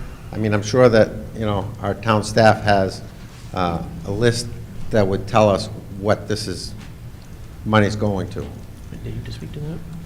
So, usually we ask for more money here, and they've reduced this number in order to, all of these maintenance trust funds, as many are well aware, is so that we can avoid that big ticket item. Yep. So, for example, if we didn't do a roadway maintenance trust fund in maintaining our roads, we would do what Bedford did about 5 years ago and float a bond for, $12 million. Or if we didn't do the maintenance trust funds you would have what the school had last night, a bond for $5 million to repair all those pieces. I'm sure the Public Works Director can speak to what roads we have done in the past, but there's and Mr. Trottier can probably answer it as well, there's a schedule of roads and culverts that we go through to continue to maintain with this money and money that is given to us from the state. They're much more qualified to answer the exact question, but I wanted to make sure we all understood why we do maintenance trust funds. I understand why we do it. I'm just looking at, we're putting money aside for what? Right. I mean, I know that at the airport, we had this huge culvert that was going to be, $1 million or something, and we did that, and that was in the plan. Right. So that's what I'm looking at, is Mr. Trotter, if he could tell us, like, Mr. where, Trotter, this is what please. we're targeting down the road, next year or 2 years from now, 3 years. What Mr. Trottier and his predecessor, and the current director has done is I think we can proudly say, we don't find a lot of potholes in Londonderry. Mr. Trottier? Yeah, John Trottier, Director of Engineering and Environmental Services. Dan, again, years past, we had $600,000 that was put into the roadway maintenance trust fund. It took us 3 years to save up $1.6 million so that we could do the Harvey Road culvert. So that cost us $1.5 million. So unfortunately, it's a savings account that how I look at it, because again, some of those bigger projects, that was an 8-foot culvert out there. It takes us that long to save up monies. With this $300,000 that we're looking at this year, just looking at a neighborhood here in town, we'll spend that $300,000 and not even shim and overlay more than 1.5 miles of road. So we do have a list, but again, it all depends on how severe this winter is as a result of the winter itself. People think it's not a severe winter because there's no snow. Well, it's not just the snow that raises heck with the road. It's the sub-base, the freeze-thaw cycles, and we're getting into the freeze-thaw cycles now. Yep, and I compliment your department for doing a great job on that. If I look at the culvert at the airport, you said 1.6 million? Well, again, it was 1.5. 1.5 million. Yeah. had we done that 3 years prior, because you said it took 3 years to collect the money, what would the number have been? Well, again, Dan, and that's... Because I know with inflation, with everything going up. Yeah. I'm just looking at, And the problem that we have, though, is, again, so people say, well, what is your plan? Well, if we put together a plan and have the engineering plans and specs put together, Yep. and we go to the taxpayer for a bond, and that doesn't pass, then we just pigeonhole that plan until we have enough money for that. but if So- we had done that culvert 3 years prior, Yeah, how much do you estimate? $700,000 probably. If I may, Mr. Moderator, I right. mean, I think you're going down a good path, which is that this is not the ideal way to do this. No. This, kind of along the lines of what we're trying to do with staffing, training, those things that I mentioned in my speech, right-sizing those lines. We have increased the budget for roadway maintenance by $80,000 this year. So we're trying to work it into the budget so that we'll be a little bit more nimble, as you're suggesting, but it can't be done in 1 year. Because keep in mind, nothing goes down. Everything is going up. So if we're going to put money aside and try to do it in 4 years, it's going to cost us more in 4 years than it would That's be exactly now. right. And, Yep. so that's how I run my business, so thank you. Mr. Moderator? Thank you. Councilor Green. Yeah, I just want to make a comment so that the public is aware. This, to me, is one of the things that I really struggled with because I believe this particular fund is underfunded. If you look at the crucial piece of this, this is the safety of the roads. This is what we drive on every day coming in and out of Londonderry. And, Mr. Trotter, if you could comment on, if you don't have the specifics with you, it's okay, but I think we're up to 179 years to be able to replace these streets at one point. So I just want everybody to understand that because we're trying to be fiscally conservative here, this has gone from where I remember it, $600,000, $700,000, $800,000 down to $300,000 because we're trying to be very conservative, but at the same time, I'm concerned about that line of making it too conservative in this particular line item. So I don't know if you had the comment on the years? Last time that my predecessor had done that presentation, we're up to a 70-year cycle. 70? So with all the cost of materials and everything going up, I'd have to rerun the number, but So just, I guess the message from this is just, that this is extremely important article. If we don't continue to put this money aside, we're going to be hit with one large sum at some point, like other towns have been hit with. So I just want to make sure they clarified that. Thank you. Mr. Moderator, just to get to Dan's point, does Mr. Wally have anything to say about this?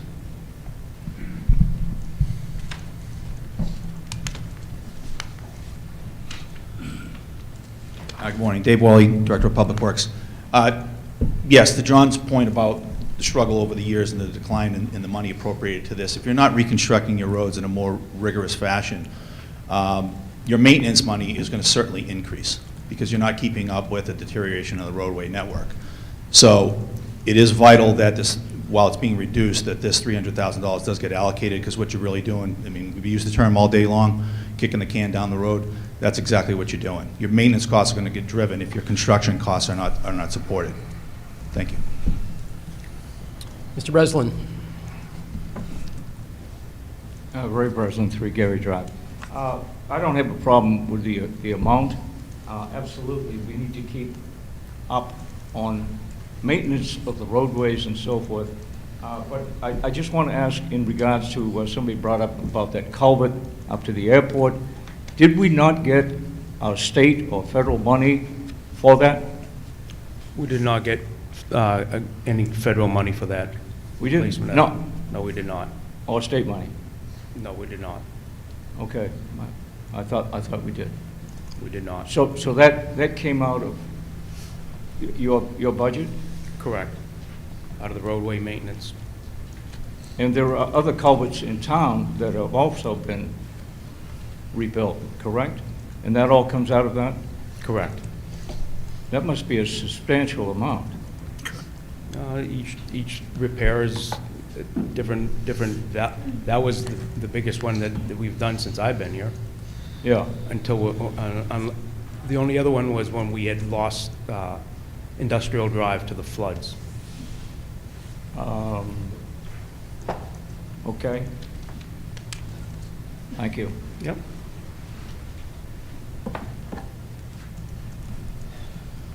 Ann Champa, 28 Wedgewood Drive. I have a funny story about this culvert. My friend Forrest Pratt, and many of you may know Forrest Pratt, 94 years old, used to work on the roads in town weekends as part of his job.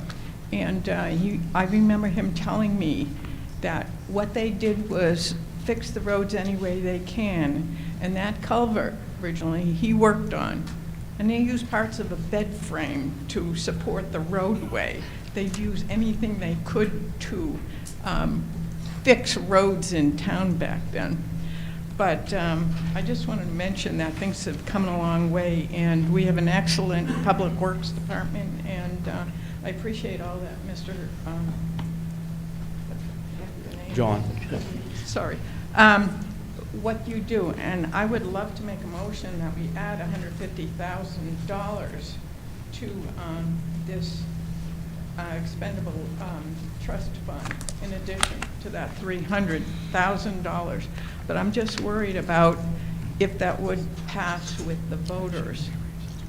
I would like to make a motion, if possible, and see how the voters here feel about. So clearly tell me what your suggested amendment is, please. $450,000 for the expendable, the maintenance, roadway maintenance expendable trust fund. If you need the money that much now, instead of putting it off and us paying more in the future for it. Do I have a second for Ms. Champa's proposed amendment to increase this line? Ms. Bouchard, that's second? Mr. Moderator? Yes. Point of order. I may have misheard Ms. Champa, but I heard $100,000 and then I heard $150,000. I just would ask for some clarification. $150,000 added to the $300,000. To make it a total of $450,000? Yes, it's halfway between the $300,000 and the $600,000 we previously given. So. Legit amendment, yes? Yeah. All to be raised through taxation as the first $300,000 are proposed to be raised now. So we have a proposed amendment, which has been moved and seconded, to add $150,000 to the roadway maintenance expendable trust fund to make the total $450,000 rather than the proposed $300,000, all to be taken from taxation. So the amendment is now open for discussion. I'd like to ask Justin, on $150,000, if you base a house in Londonderry, $500,000, how much of a tax increase would that be? You give me 1 second, I can get that for you. I know you can.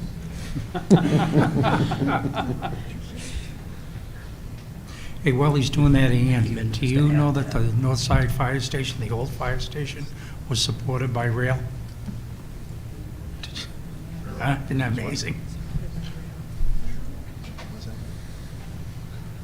Sorry, my computer's being If I understand your question, it's how much will this, the $150,000 additional add to the tax rate? Exactly. Because as proposed, the tax rate is 5.8 cents. Just based on a $500,000 house, how much more would you be paying? I don't think it would be increasing your tax bill that much. No. The actual tax bill. So, Your tax bill. can I steal this from you? Alrighty, so 500,000, your tax bill would increase by $14.50. Not a heck of a lot to be able to maintain our roads and our culverts. Safe roads. So, Yeah. What percentage of the total tax bill? Oh, no. That's going to take me a little bit longer to get you, because I just adjusted something else there.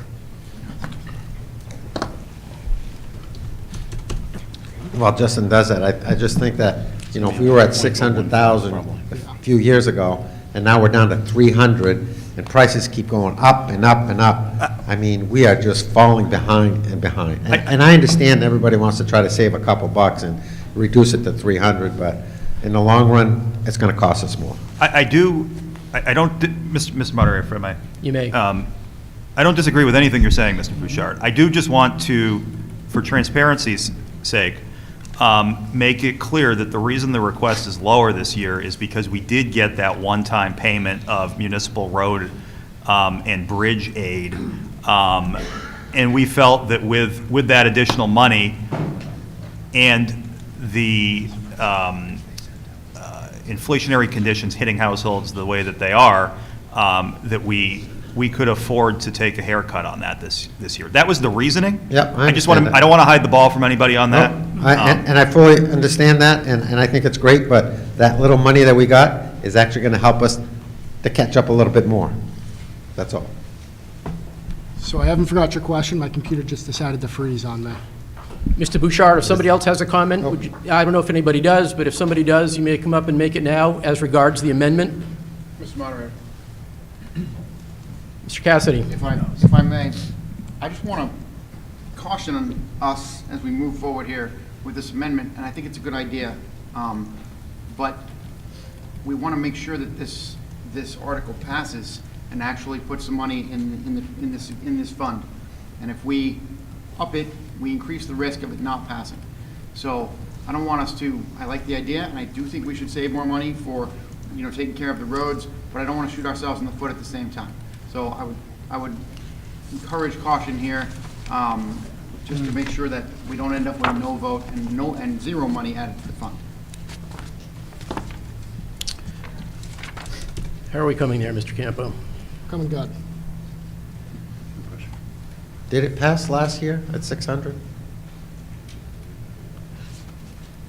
I don't recall. Chad's going yes. It passed, yes. So if it passed at 600? And was it all taxation? It was going into the meeting.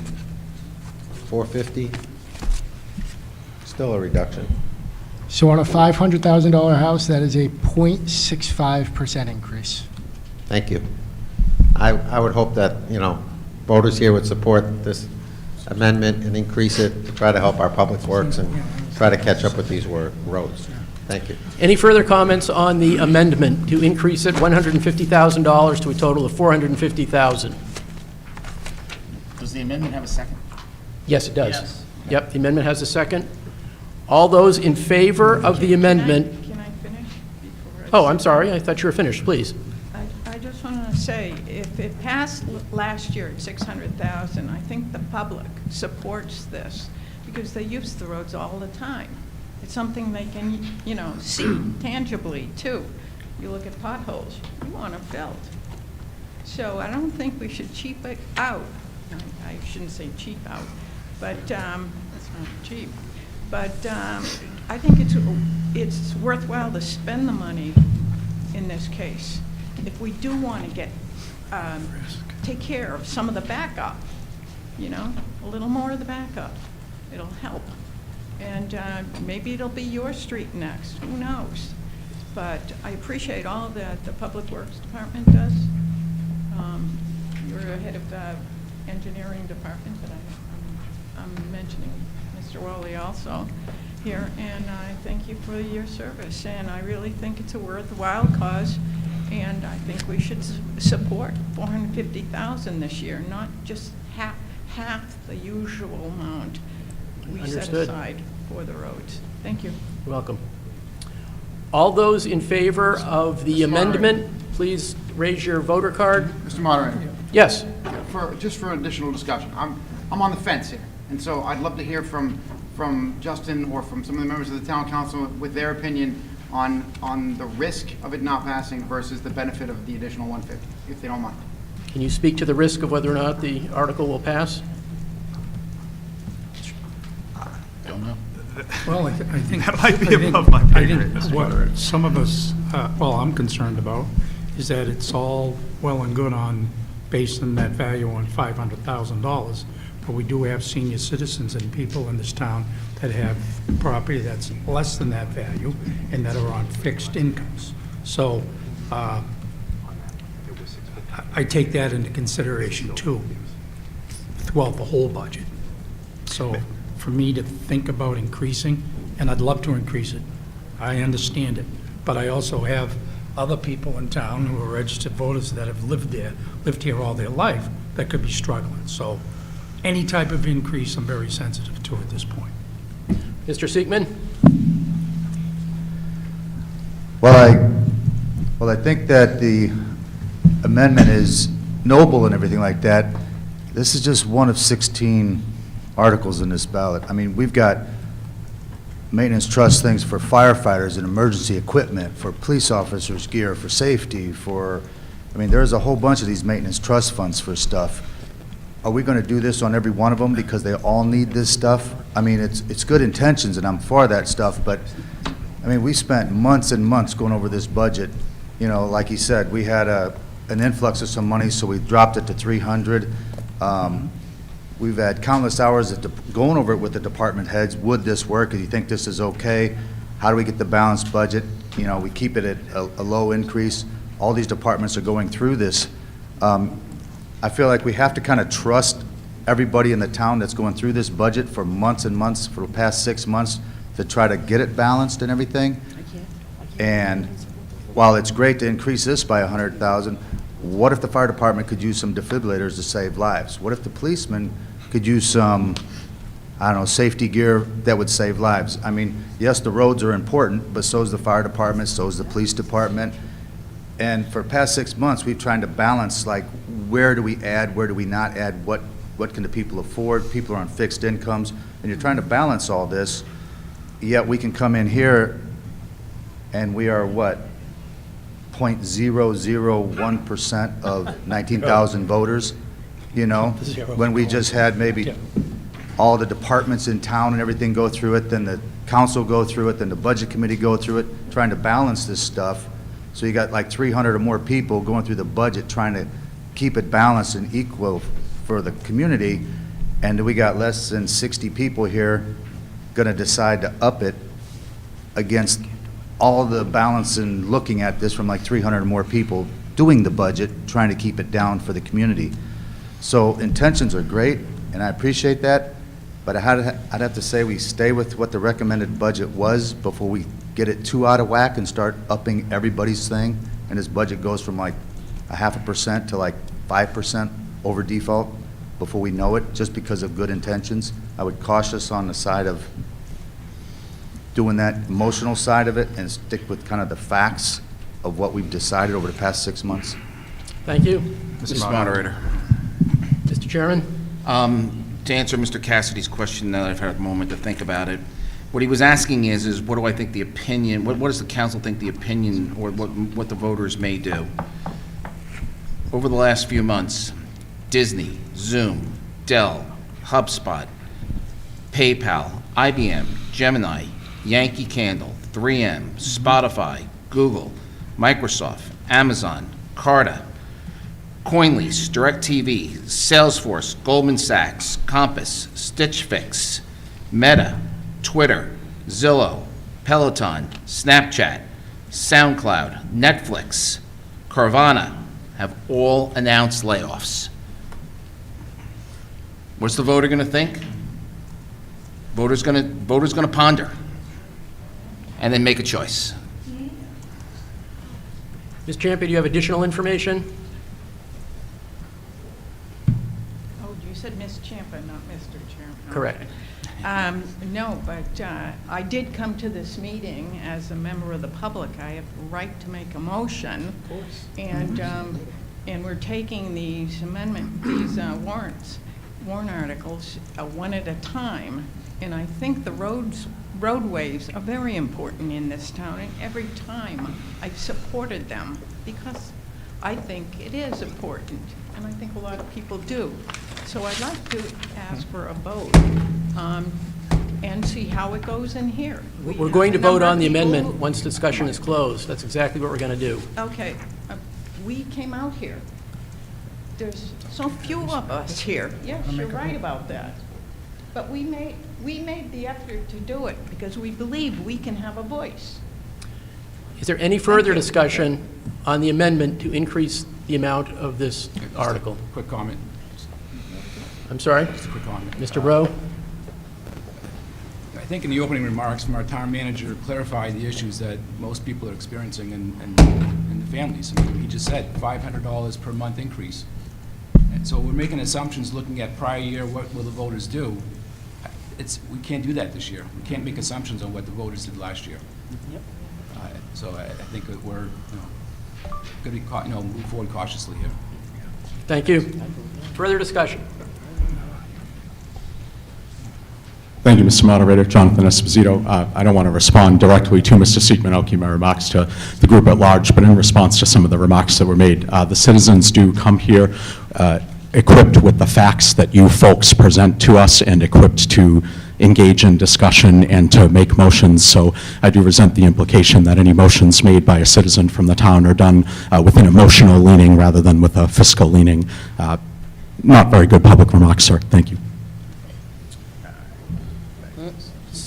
Seeing no further discussion, we're going to vote on the amendment. All those in favor of increasing the dollar amount from $300,000 to $450,000, please raise your voter card. This takes a simple majority. All those opposed? My read is the amendment fails. Mr. Moderator, I'd like to move the question.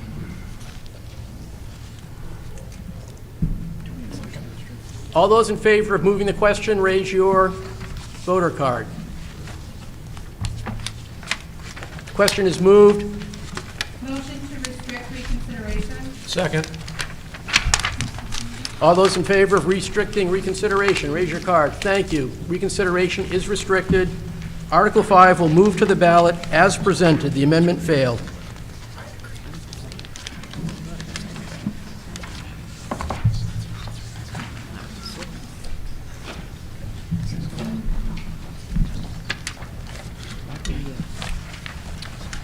Good morning. I'll start with Article 6, DPW equipment/vehicle leases.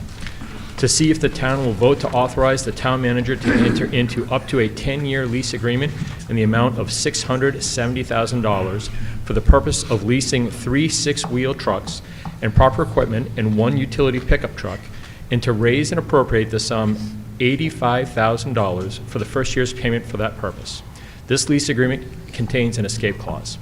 If passed, this article will require the town to raise $85,000 in property taxes, resulting in a tax rate impact of 0.016 in FY24 based upon projected assessed values. I'll accept a motion to bring up and discuss the article. So moved. Second. Presentation. Mr. Assistant Moderator, this article would authorize the Public Works Department to replace 3 6-wheeler trucks and 1 utility pickup truck that have exceeded their respective useful lives and have become a challenge and expensive to properly maintain. The 6-wheeler trucks have an expected useful life of 8 to 10 years. These 3 vehicles are 11, 12, and 13 years old. Should this article pass, the vehicles will likely be between 12 and 16 years old when they are finally replaced due to the current lead time to acquire the replacement vehicles. And Mr. Assistant Moderator, I note if anybody is interested in making an amendment that there appears to be a missing word before the second $85,000 in this proposed article, and that is the word "of." Thank you. How did the town council vote? Town council by a vote of 4 to 1 recommends a yes vote. Thank you. Budget committee? Budget committee voted 7-0, a yes vote. Thank you. Article is now open for discussion. Mr. Moderator, I would like to see Dave Wally come up and make a presentation to the audience.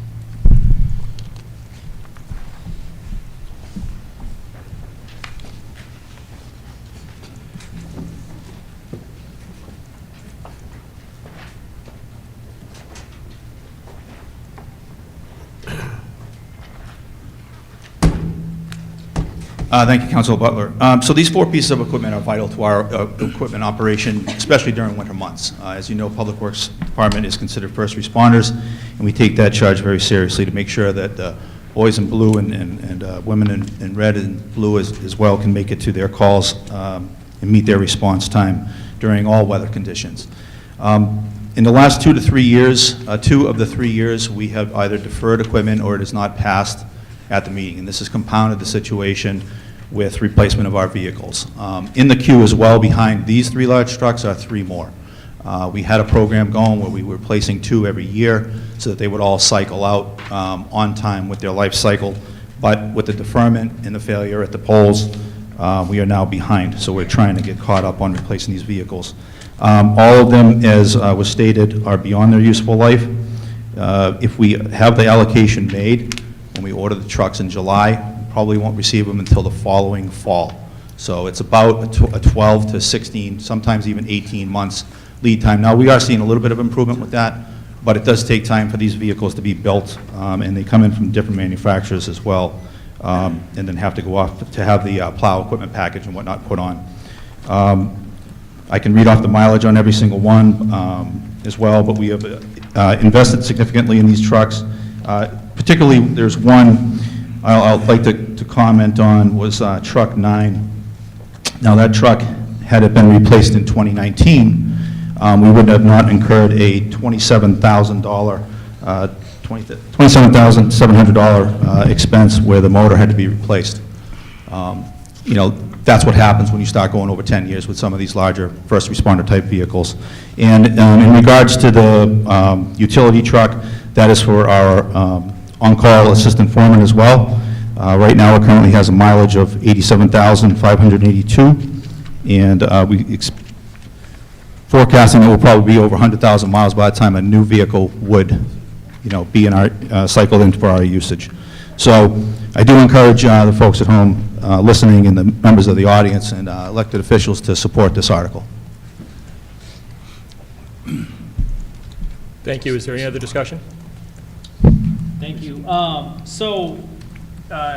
Director DPW did a wonderful presentation with some visuals and of the trucks. And I'll say, so I tagged along about a month ago with the leadership of Londonderry to take a tour down at the DPW shed. And Dave showed us firsthand some of the work that his team does to really try to maintain and extend the use of the vehicles. One comment we had, there was a front end loader, I believe, and Dave was telling me that he brought it up, it was up at the, collecting the oil from the, behind the fire station. The fire chief made a comment, it was like, oh, did you get a new front end loader? And actually, it was the old one. The staff rehabbed it and put a lot of work. So my point of bringing this up is our staff does a really good job at maintaining the fleet that we have, to include repainting, cutting out rotten trim and sideboards on the dump trucks and everything. And if it gets to the point that the director of DPW, with evidence, is brought to the council that this needs to be done, all the other options have been exhausted. So that's why I would recommend to move forward with this. Thank you. That's an excellent observation. We do a good job at cosmetically making the vehicles look in good condition. But to your point, through the budgetary process I brought before you, lots of photos and whatnot, because I think photos speak volumes. But it shows the internal deterioration of the vehicles, the wear and tear of parts and whatnot. You got to understand something too. Our vehicles are using the most corrosive element that we put in our environment on our roads. And you see what it does to your own vehicles. You take them to the car wash. You try to protect your investment. These vehicles are over $100,000 each, easily. I'm really lowballing it there. And we're using that to conduct between 30 and 45 salting operations a year and plowing events. So you can imagine what that corrosiveness does to these vehicles. It's an understatement. And our ability to wash them and everything else is a whole other discussion. I've been working with the town manager. There'll be a presentation coming soon on the story of DPW and some of the challenges that we have. And we do our best, and I do have to give the staff a lot of credit for how good they keep these vehicles looking and keeping them on the road when we need them when it matters most. So, thank you. Thank you. Any further discussion?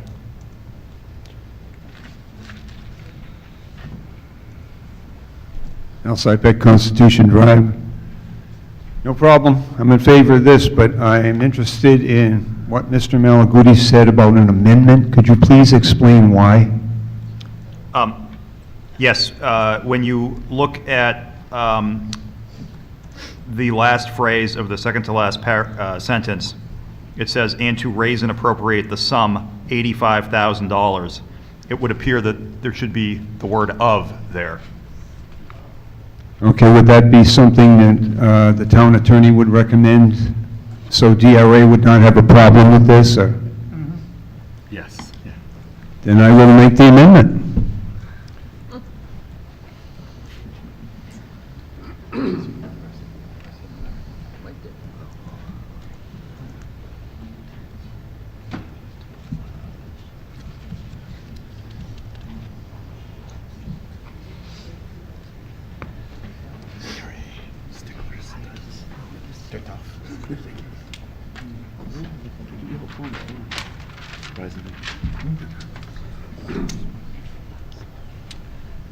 So there's a motion to amend Article 6 to include the word "of" between the words "sum" and 85,000.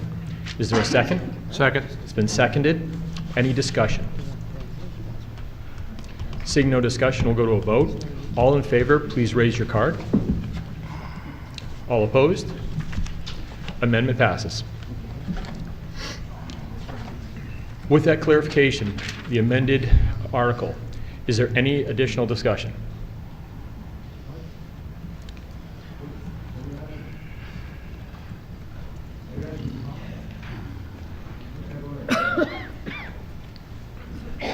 Jonathan Esposito, 5 Shelley Drive. Just for the edification of the voting public, could the councilor who voted nay on this just give some clarification and explanation as to why?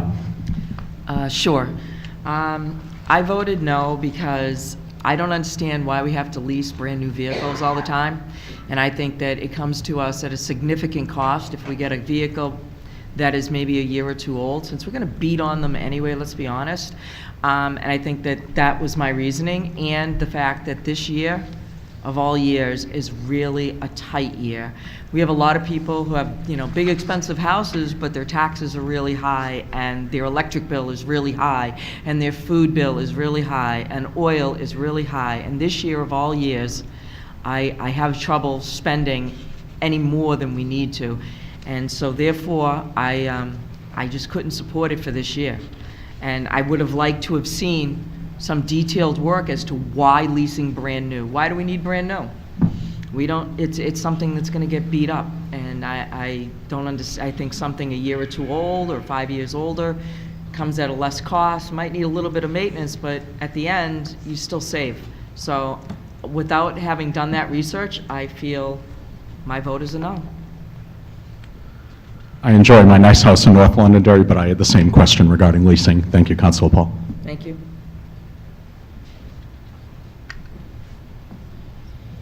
Just brief. I think it's very important that they maintain their vehicles. I think for the most part, they do a fine job. Yeah. But I just have a question. This says the first year is $85,000. Does that figure change? And we're talking 10-year lease, right? Does that fluctuate?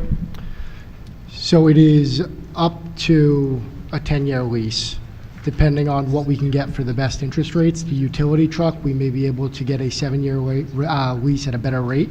And if that's the case, we'll go forward with that. We're going to try to figure out the best terminology for that. But in terms of that 85, unless the interest rate spikes greatly, that is what I'm anticipating to be the cost throughout the 10 years. If anything, it would be declining. So nothing's been negotiated over the 10 years? This has not been approved yet, so nothing has been negotiated. Okay, all right. And another clarification in terms of the leasing aspect, that is a state of New Hampshire government accounting term. Essentially, it's the same as an individual financing a vehicle. We have the ability to turn it in at the end, at a better rate than we normally would be able to move forward with another financing aspect. But leasing is the technical term for it, from my understanding. Do you have the ability to Purchase it as well, yes. renegotiate over that 10-year period of time? We, depending on how the rates go, if we were to be able to get a better rate, we would have to reach out to determine what the early termination fee would be and if it would be better. During the past several years, actually, I reached out to our people that help us with that because we had several leases and interest rates were much lower. However, due to the termination or early cancellation fees, it wouldn't have been worth it to refinance those. Yeah. But we do have that option. It'll just depend on what the early termination fee would be. Yeah, and just one other question, and that is, in regards to maintenance on these leased vehicles. I mean, these vehicles are not owned by the town, they're owned by the lease company. Do they? So again, that goes to the financing aspect. Lease is more of the state terminology. For individuals, it's closer to a financing. You'd relate it more to a financing. We own the vehicle. We own the vehicle. Oh, we own it? We can purchase it for $1, yes. At the end of the First year, term. we're going to own the vehicle. Essentially, yes. We don't have, it's if you were to go and buy a brand-new car right now and finance it, not lease it, but if you were to go and finance a brand-new car, you own that car. You just don't own the title. Your loan company owns the title. But at the end of your payments, you own the title. Okay, what I was asking about maintenance, is the town responsible for the maintenance on the vehicle, or is that? The town is responsible for the maintenance on our own vehicles, yes. Okay, thank you. Seeing no further discussion, the article will go to the ballot as amended. Motion to restrict reconsideration? Second. There's a motion to restrict reconsideration. All in favor? All opposed? Restricting reconsideration passes.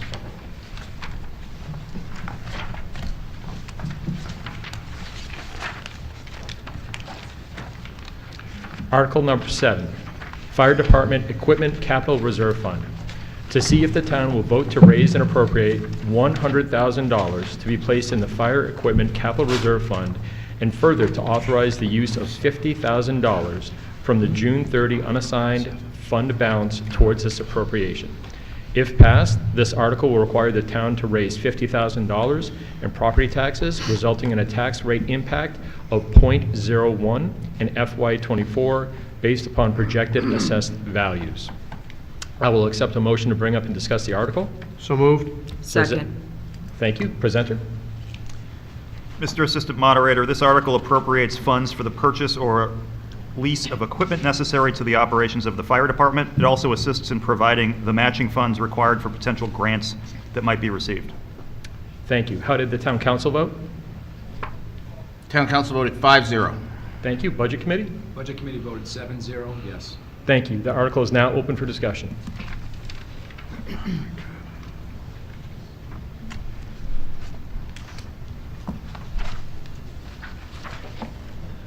Could we hear from the fire department as far as what equipment they're looking to replace? I don't know if you've been following any of this, but I've been reading that our gear that our firefighters have cause cancer. And, you know, there's a lot of gear out there, and I want to make sure that that's not something that we have, or if we have, is that something we're replacing real soon?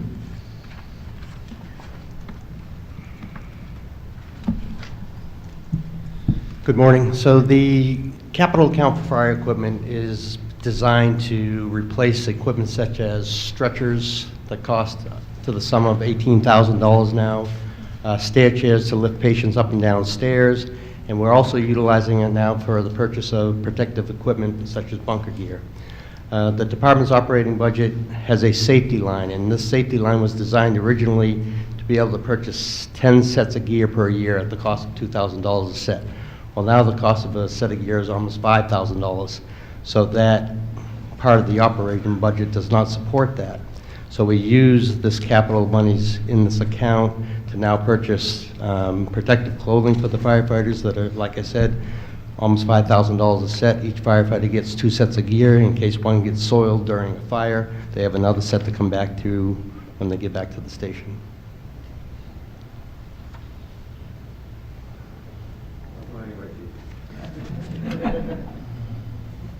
I guess I just want to know, is our gear that our firefighters using, is that considered a hazard as far as this cancer thing that you keep reading about, saying that, you know, the gear that firefighters are using is dangerous and should be replaced?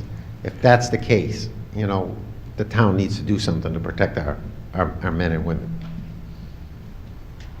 So the gear that the firefighters are currently using is made by a manufacturer called Globe. All these manufacturers are required to give us the information if the gear contains PFAS. PFAS is what is used to make the gear waterproof and so on and so forth. Some of our gear does have this PFAS in it.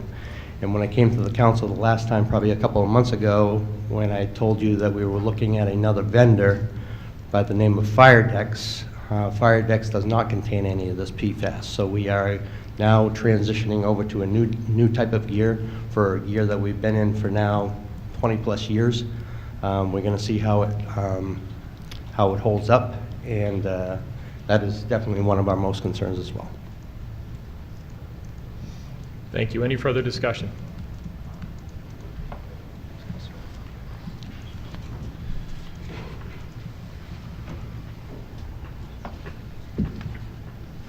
Mr. Moderator, please clarify for my unfamiliarity, is this just the opportunity for discussion, or can I make a motion for amendment to the article at this time? You may make an amendment. Okay, I would like to motion to amend Article 7 to read that, to authorize the use of $100,000 from the June 30th unassigned fund balance. If passed, this article would require the town to raise $0 in property taxes and other associated administrative notations, if you don't mind. Jonathan, you're right.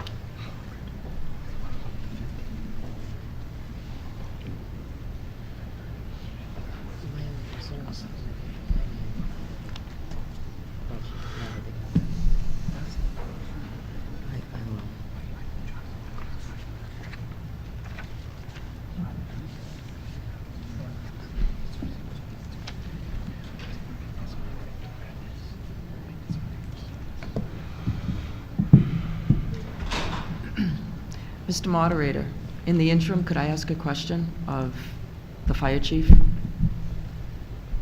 You may. Huh? You may. All right, thank you.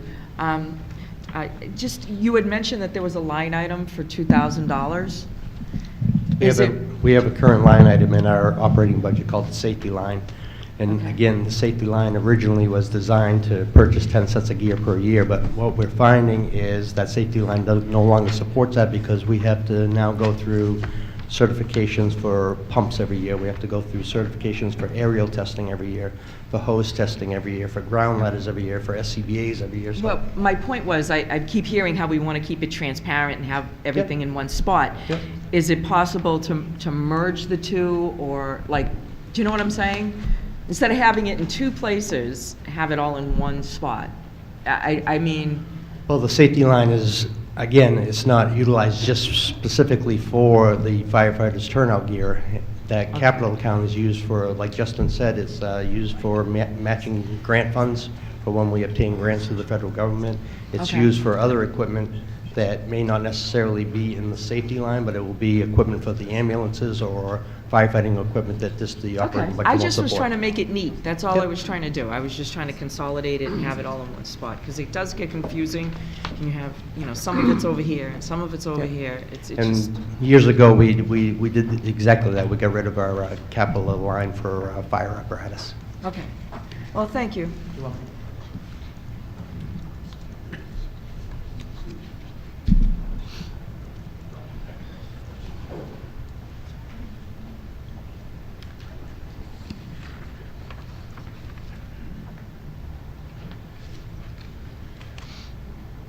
Okay, so there is a proposed amendment to modify the funding from so the way it was written, currently stated, it says, the Fire Equipment Capital Reserve Fund, and to further authorize the use of $50,000 from the June 30 unassigned fund balance. The amendment would modify it to have $100,000 come from that capital reserve fund, from the unassigned fund balance.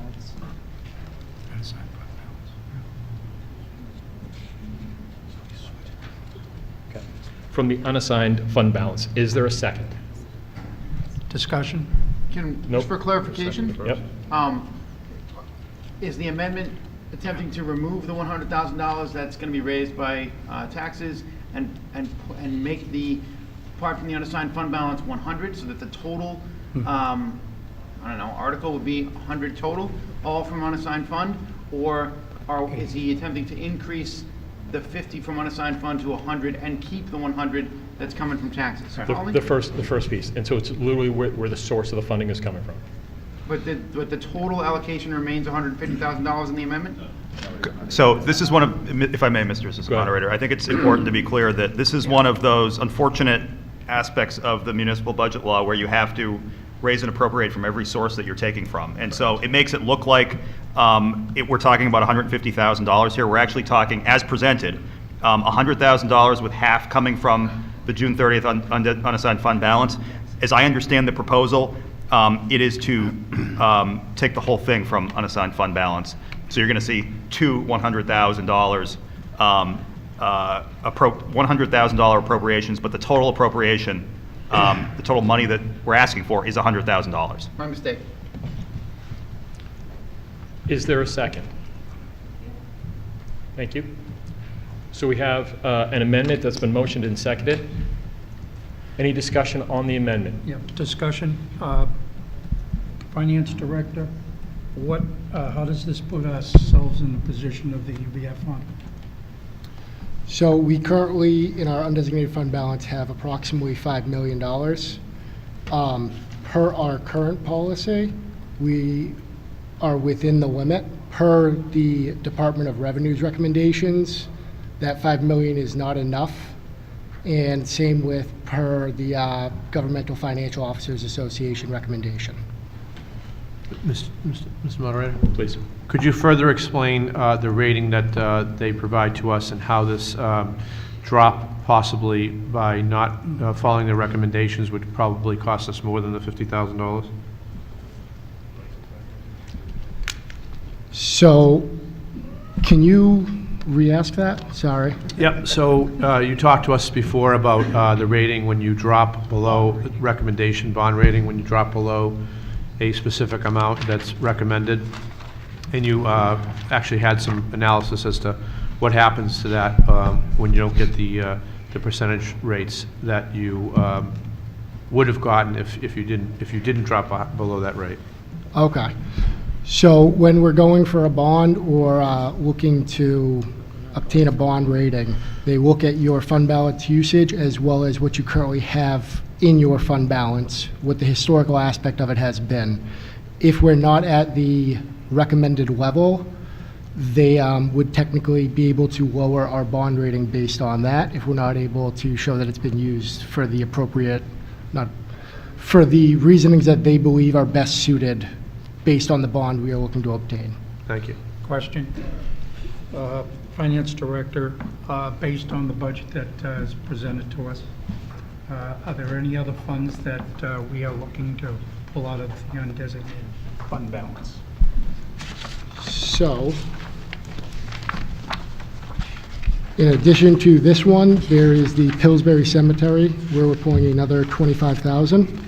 In the Expendable Maintenance Trust, that was Article number 4, where we're pulling $90,000. On top of that as well, per the Council Resolution 2019-11, I believe, it is anticipated that we will be using $200,000 of fund balance to offset the tax rate come tax rate setting time. And in your recommendation, should we leave it alone, fund balance? So at my recommendation right now, I'm concerned with how low it is in terms of the fact that we're not meeting DRA or GFOA's fund balance recommendations, as well as our previous fund balance policy. Thank you. Any further discussion on the amendment?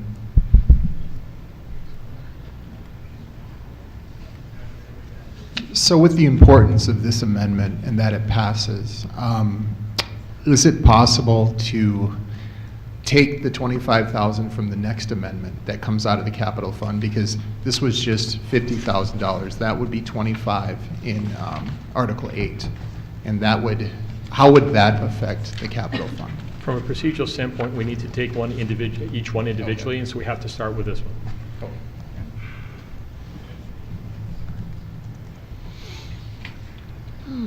Any additional discussion? Okay, all in favor? Oh, go ahead. Ann Champa, 28 Wedgewood Drive. How much money? Speak up. Ann Champa, 28 Wedgewood Drive. How much money is in the unassigned fund balance? I mean, As I stated, cutting it that close here? as I stated, there's about 5 million. It's 5,065,000. Our previous policy recommended between 5 and 7% of all appropriations, which includes the school and county payments. DRA recommends, what do they recommend here? They recommend 5% of all appropriations, and GFOA recommends 2 months of expenditures. So our current policy is just the 5 to 7% of just the town appropriations.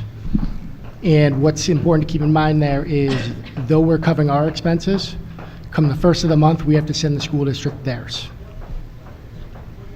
So, yes and no. This warrant article, the 50,000 wouldn't crush us by any means, but at this point, where my job is to ensure cash flow and make sure that we're able to do what we need to, the 3 other policies that I look at, we are not in compliance with at this time. So would there be any immediate ramifications? Not using fund balance. Are you talking, is there any penalty for us? No. Anything? There's no penalty other than the fact that we may run into cash flow issues in the times between our tax bills. The other aspect is we're not able to take full advantage of the increased rates, which brings in more interest revenue, which decreases the tax rate. Thank you. So that's the ramifications. There is no actual fine or anything of that nature.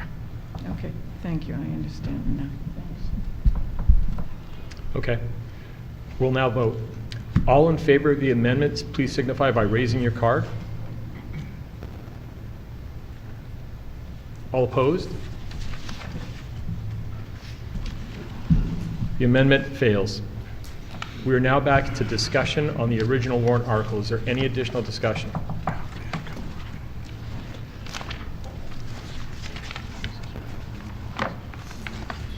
I got a question because the chief came up and said that, you know, that gear that we have has PFAS in it.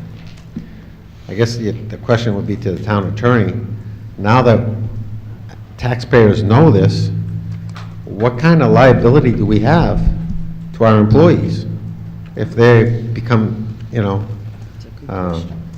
develop cancer because of this? What's that, Joe? Yeah.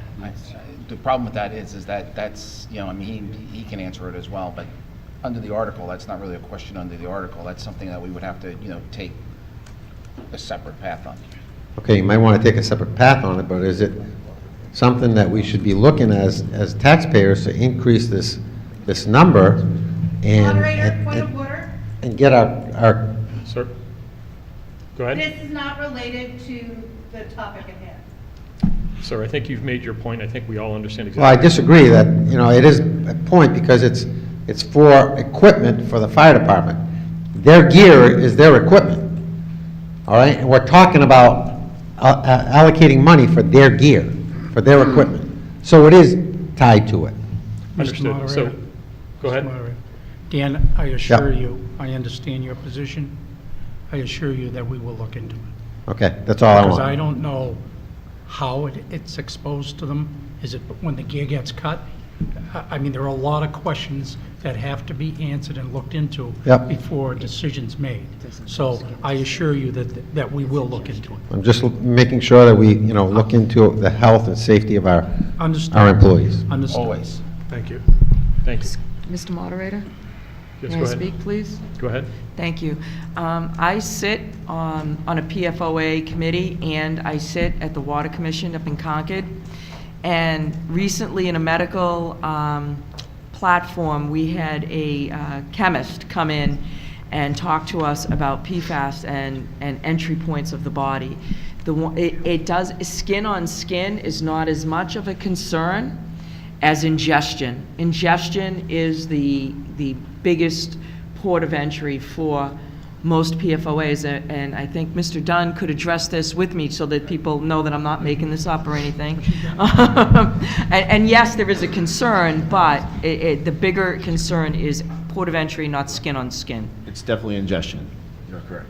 Okay, and I want to make sure we're keeping to the actual warrant article. So at this point, if there's no additional discussion, we will move the article to the ballot. Is there a motion to restrict reconsideration? So moved. Second. And seconded? Second. Thank you. The restricting reconsideration passes. We have to vote? Are we going to vote? We have to vote. All those in favor, please raise your card. Thank you. Sorry. Thank you. All opposed? Thank you. Sorry for the clarification.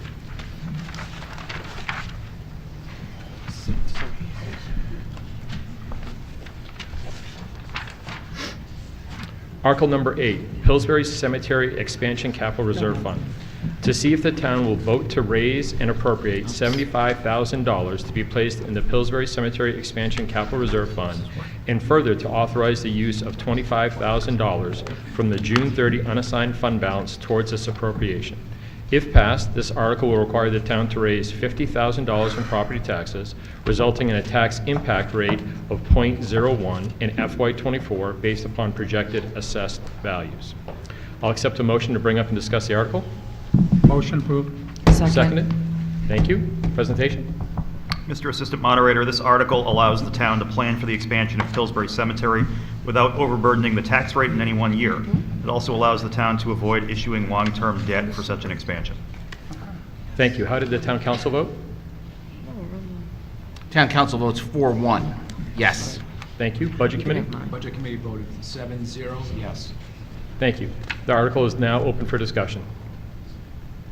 Yeah, the reason I continue to support the cemetery, Mr. Moderator, is that there is nothing more important than, supporting families in this community, giving them a place to have their loved ones have their final resting place. And that this is the last of the active cemeteries that we have that can expand. When people are at that time, they need to be able to have these type of services available to them for the town.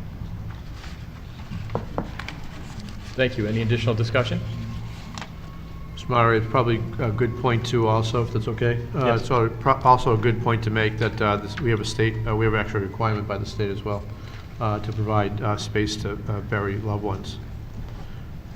Mr. Moderator, Please. I'd like to make an additional comment. It's not just about acquiring land. It also has to do with the type of material, the ground material. Sometimes we have to go in, and I think we did up by Woodmont, we have to backfill it, because if it's too bony and there's too much stone and things like that, there's an expense to make sure that we bring in fill in certain items that, we can remove when the time comes. So it's just not a question of, cutting the lawns, or there's more to it than that. Thank you. Seeing no further discussion, Article 8 is moved to the ballot. Is there a motion to restrict reconsideration? So moved. Second. Thank you. All in favor, please raise your card. All opposed? Motion to restrict reconsideration passes.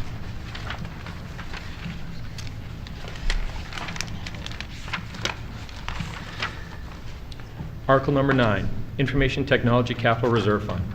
To see if the town will vote to raise and appropriate the sum of $25,000 to be placed in the Information Technology Capital Reserve Fund.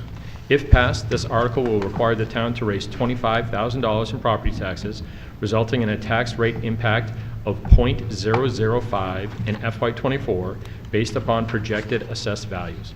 I'll accept a motion to bring up and discuss the article. So moved. Second? Second. And presentation. Mr. Assistant Moderator, this article funds the IT Capital Reserve Fund that was established in the March 2022 election. This fund will assist in maintaining the town's technology infrastructure, as well as upgrading it and securing it from potential cyber attacks and liability. Thank you. The article is now open. Oh, excuse me. Town Council, how did you vote? 5-0 yes. Thank you. Budget Committee? Budget Committee, 7-0, yes. Thank you very much. The article is now open for discussion.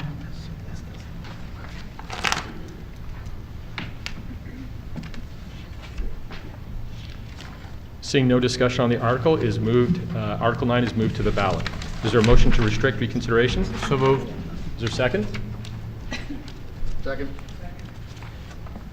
All in favor, please raise your cards. All opposed? Motion to restrict reconsideration passes.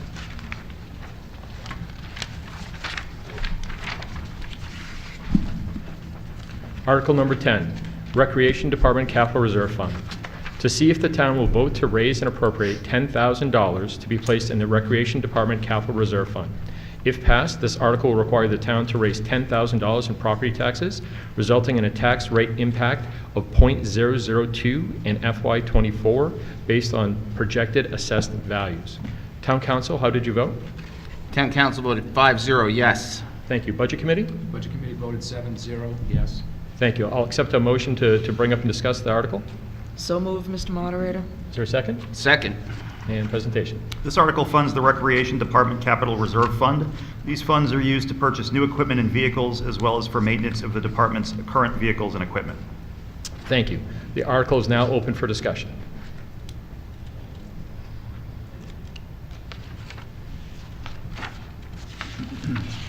Seeing no discussion, Article 10 is moved to the ballot. Is there a motion to restrict reconsideration? So moved. Is there a second? Second. All in favor, please raise your cards. All opposed? Motion to restrict reconsideration passes.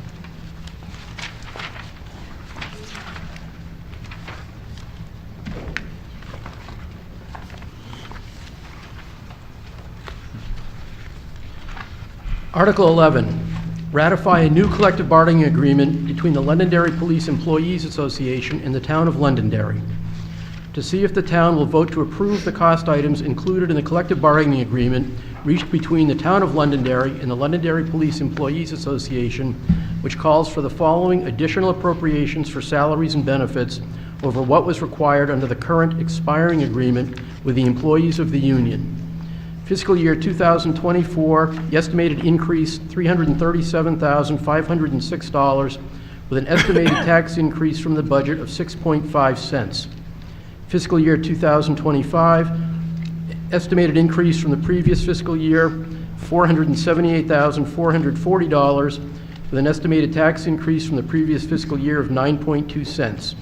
Fiscal year 26, $289,629, estimated tax increase from the prior fiscal year, 5.6 cents. Fiscal year 27, $166,596, with an estimated tax increase from the previous fiscal year, 3.2 cents. Fiscal year 28, $221,685, estimated tax increase from the previous fiscal year, 4.3 cents. And further, to raise and appropriate the sum of $337,506 for fiscal year 2024 expenses, such sum representing the additional costs attributable to the increase in salaries and benefits over those of the appropriation at the current staffing levels paid under any existing agreements. The Londonderry Police Employee Association represents 67 full-time and 3 part-time police department employees.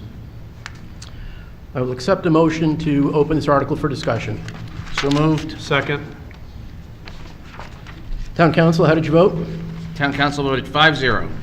Yes. Budget Committee. Budget Committee voted 7-0, yes. This article is now open for discussion. Seeing none, the article moves to the ballot as presented.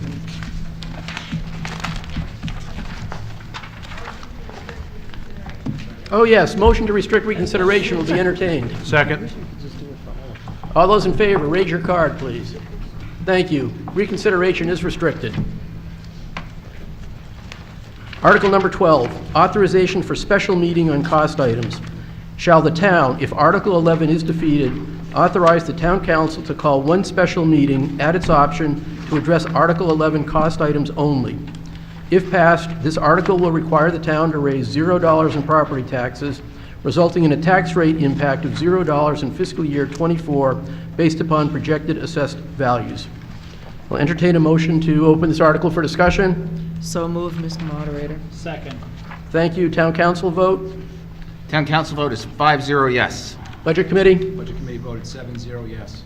The article is open for discussion.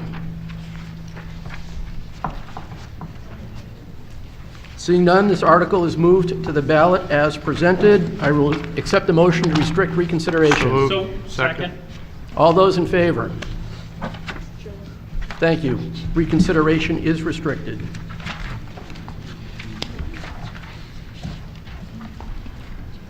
Article number 13, add full-time library technician. To see if the town will vote to raise and appropriate $108,859 for the purpose of adding a full-time library technician to the Leach Library's staff. If passed, this article will require the town to raise $108,859 in property taxes, resulting in a tax rate impact of 2.1 cents in fiscal year '24 based upon projected assessed values. I'll entertain a motion to open this article for discussion. Moved. Second? I have a motion and a second to open for discussion. Town council, your vote on this article? 5-0 yes. Budget committee vote on this article? Budget Committee voted 6-1 no. Thank you. This article is open for discussion. Mr. Moderator. Yes, sir, Mr. Chairman. The library operates as a separate form of government. The library trustees voted 6-0 on this. Through multiple presentations from the director of the library, she has presented that services need to increase at the library based on volume of what's being done. Over the last decade, the council has always taken the posture of that when we hire SROs to go to the schools, when we seek to increase, I should say, seek to increase the number of employees, we take the SROs and we put that on the ballot. When we want to hire additional police, we put that on the ballot. When we hire fire, we put that on the ballot. And with Public Works, we put it on the ballot. We have always gone to the voters and said, it's your decision, it's your money. Do you want to increase the services in this area? I believe that the voters deserve to be able to vote on this as it is presented and decide whether or not they want to be able to have additional services at the library that the director of the library has presented. Mr. Moderator. Councilor Green. Yeah, as library liaison, one of the things, again, as Council Farrell alluded to, that there's been many presentations to really discuss this particular position, and also I want the voters to also understand that this is after several cuts have been made in the previous time frame that I've been up here at the council. So this is really to restore some of the needs that haven't been fulfilled right now, and I could see every meeting that we have increased, as Council Farrell said, an increased need, and unfortunately, we're having to turn people away because we just don't have the capacity. Thank you.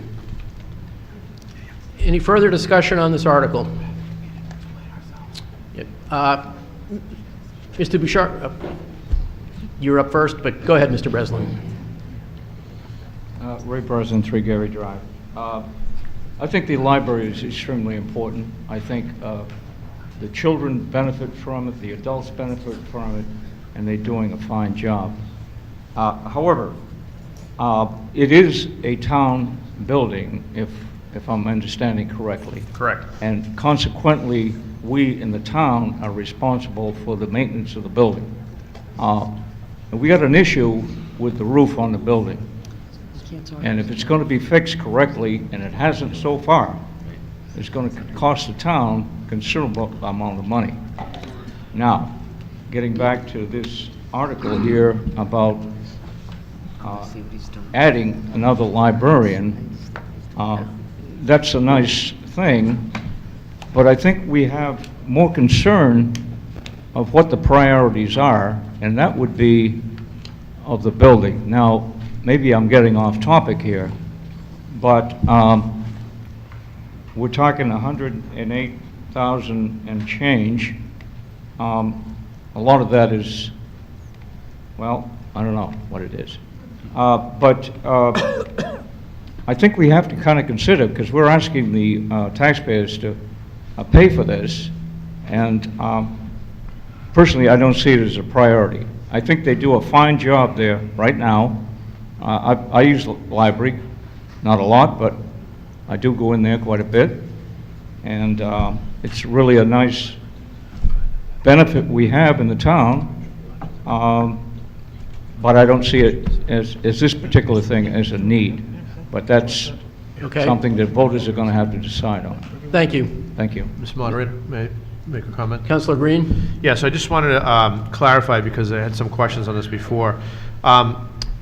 Because we're trying to be very fiscally conservative, this was not part of the budget. This was not considered in the actual budget that you just voted on to put to the ballot. This was actually separate, and that's the reason why we put it on as a different article, so that people of Londonderry could say, hey, you know what, we agree that there is a need there, and we're going to add this on. Like the opposite way, they could say, no, at this time we can't do it. So please come out and vote. Mr. Bouchard. I'd like to hear from the Budget Committee on the one person that voted no, why they voted no on this, before I say anything else. What's that? We voted 6 no.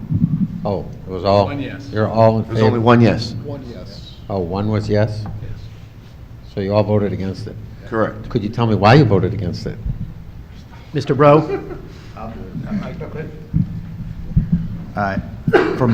For what I was looking at, it wasn't to fix existing services, it was to add additional services for $108,000 and expand the libraries, because they see a need for that. Not against that. But that's roughly $109,000 that's going to hit the default budget every year moving forward. The other thing was the building has a roof problem. I think the roof is more important, kind of like Ray said, is more important right now than an employee. We need to fix the building first, so I would see that as more of a priority. But that doesn't fall under the library to do. So I'd rather taken that money, fix the building, make sure it's good, before we talk about adding more people to expand the library. That's why I voted no. I just got two questions. First of all, is every position in the library full? I mean, have they hired everybody, or do we have vacant positions in the library? Ms. Matlin, our library director, can respond to that question. Thank you, Mr. Moderator. No, currently we do have a couple of vacant, one vacant position, I believe. Okay. This is the problem I have with adding personnel when we do this. All right, we did this with the police department when we added school resource officers, and we have vacant police officer positions. All right, you're asking people to, you know, let's fund more positions, but we're not filling all the positions we have. If I have every position in there that was full, and somebody came to me and said, we're going to add this for service, this for service, this for service, be specific. I mean, just because you're going to add service, I don't know what that is. I mean, are we going to add more time for the kids, you know, doing this program, that program, to justify this, you know, position? Mr. Moderator, could we ask Aaron to expand on the open position and also to why that was open? That was open when I was hired approximately a year and a half ago, and we are actually creating a job description for that. That is an MLS position, so it would be a full-time librarian position, which this position that is on the ballot is actually a library technician position, does not require an MLS. So the services that these people would be doing in the library would be different. Two different. Okay, two different, but we've had a position open for a year and a half. Yes. For the fall. So Dan, do you want to amend anything?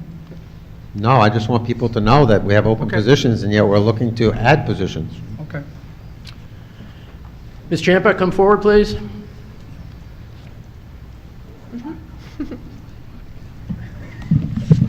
Ann Champa, 28 Wedgewood Drive. I know years ago, we didn't have that much to offer the public, the library, to offer the public. And we got a reputation as not very fulfilling for families. Dan, can you speak into the mic? Oh, Thank you. sorry. Thank you. I'll hold on with that. And people were always saying online, you can see it yourself. you have to go to Derry for all the services, because we had none in the library. And I'd like to ask you if you'd maybe comment on what you've done since then, what you've added to the library for services. Because I'm at the library all the time. I'm using it for the computers, the history room, reading a newspaper, whatever. Going to the programs at night. The people they have come speak on different topics. And I'd just like to ask you if you could comment on what's new at the library and the services you provide.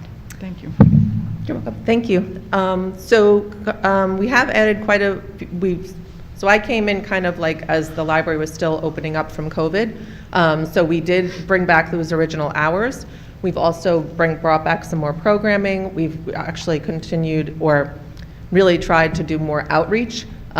We were at Old Home Days, we were at the Health Benefits Fair, those type of things. We're also planning to go to the schools and connect with the classrooms there.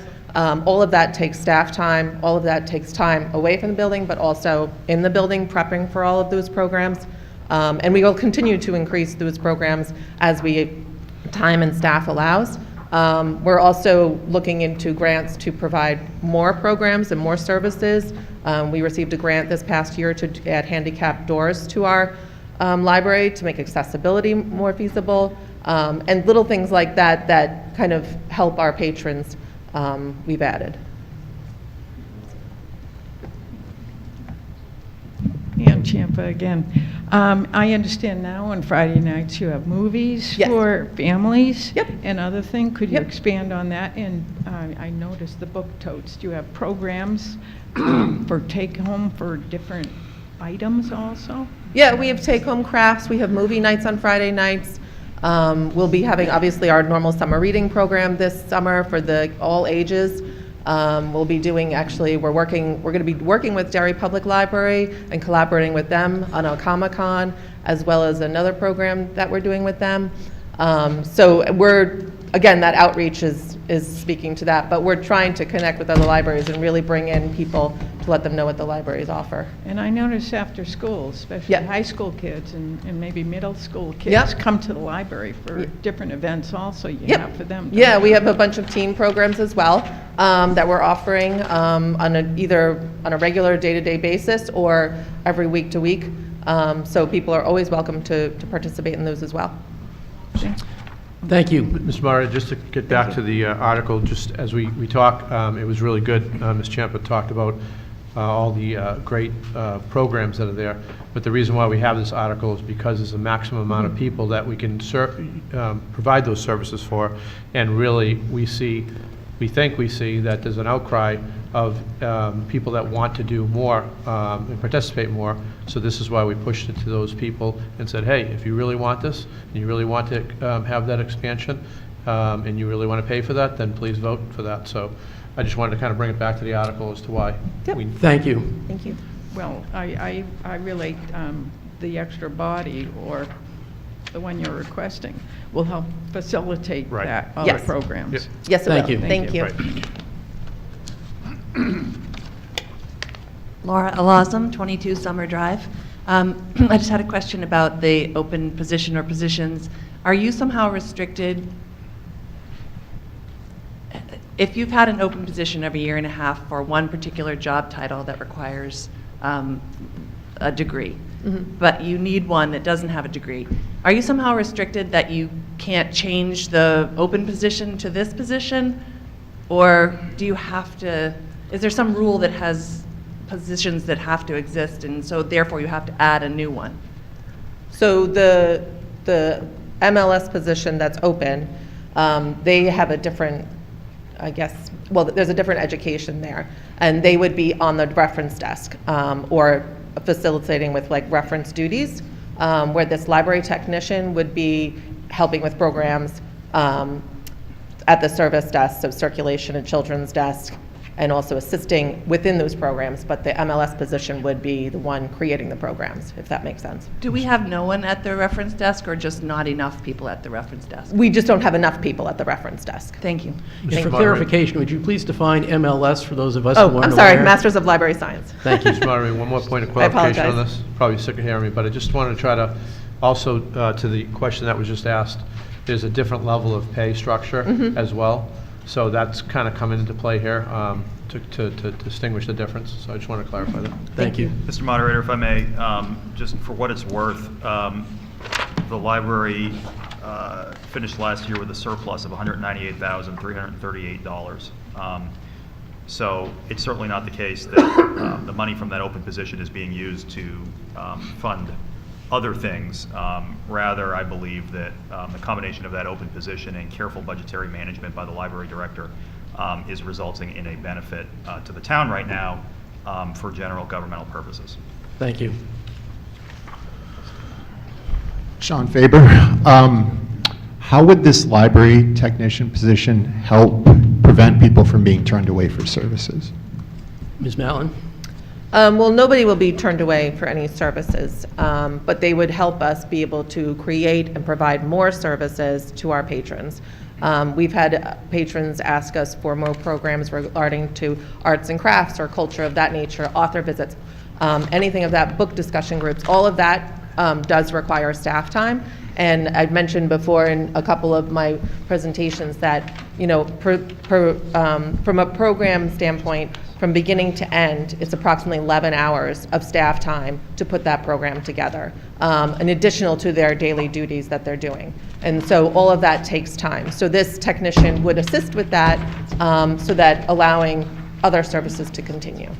Okay. So if this doesn't pass, then we won't be losing services, but we will be losing staff time. We won't be losing services or staff time. We just wouldn't, it would be difficult for us to move forward with additional services. Okay, thank you. Mr. Moderator, may I clarify my additional comment, because I think that's what the comment Mr. Faber was about. I've seen and heard at the meetings and also on the notes that they have a specific amount of people that they can serve, and when that hits to 25, they cannot go to 26, 27, 28, and there's a lot of people there that want to do it. It fills up very quickly, but they know there's a maximum amount of people. So what that does is, by not having enough staff to be able to do maybe a second or a third, that limits the amount of people that could go to that specific presentation or whatever else that they're trying to do in the library. So that's the differentiation. Thank you. So the town, we have a bottom line budget.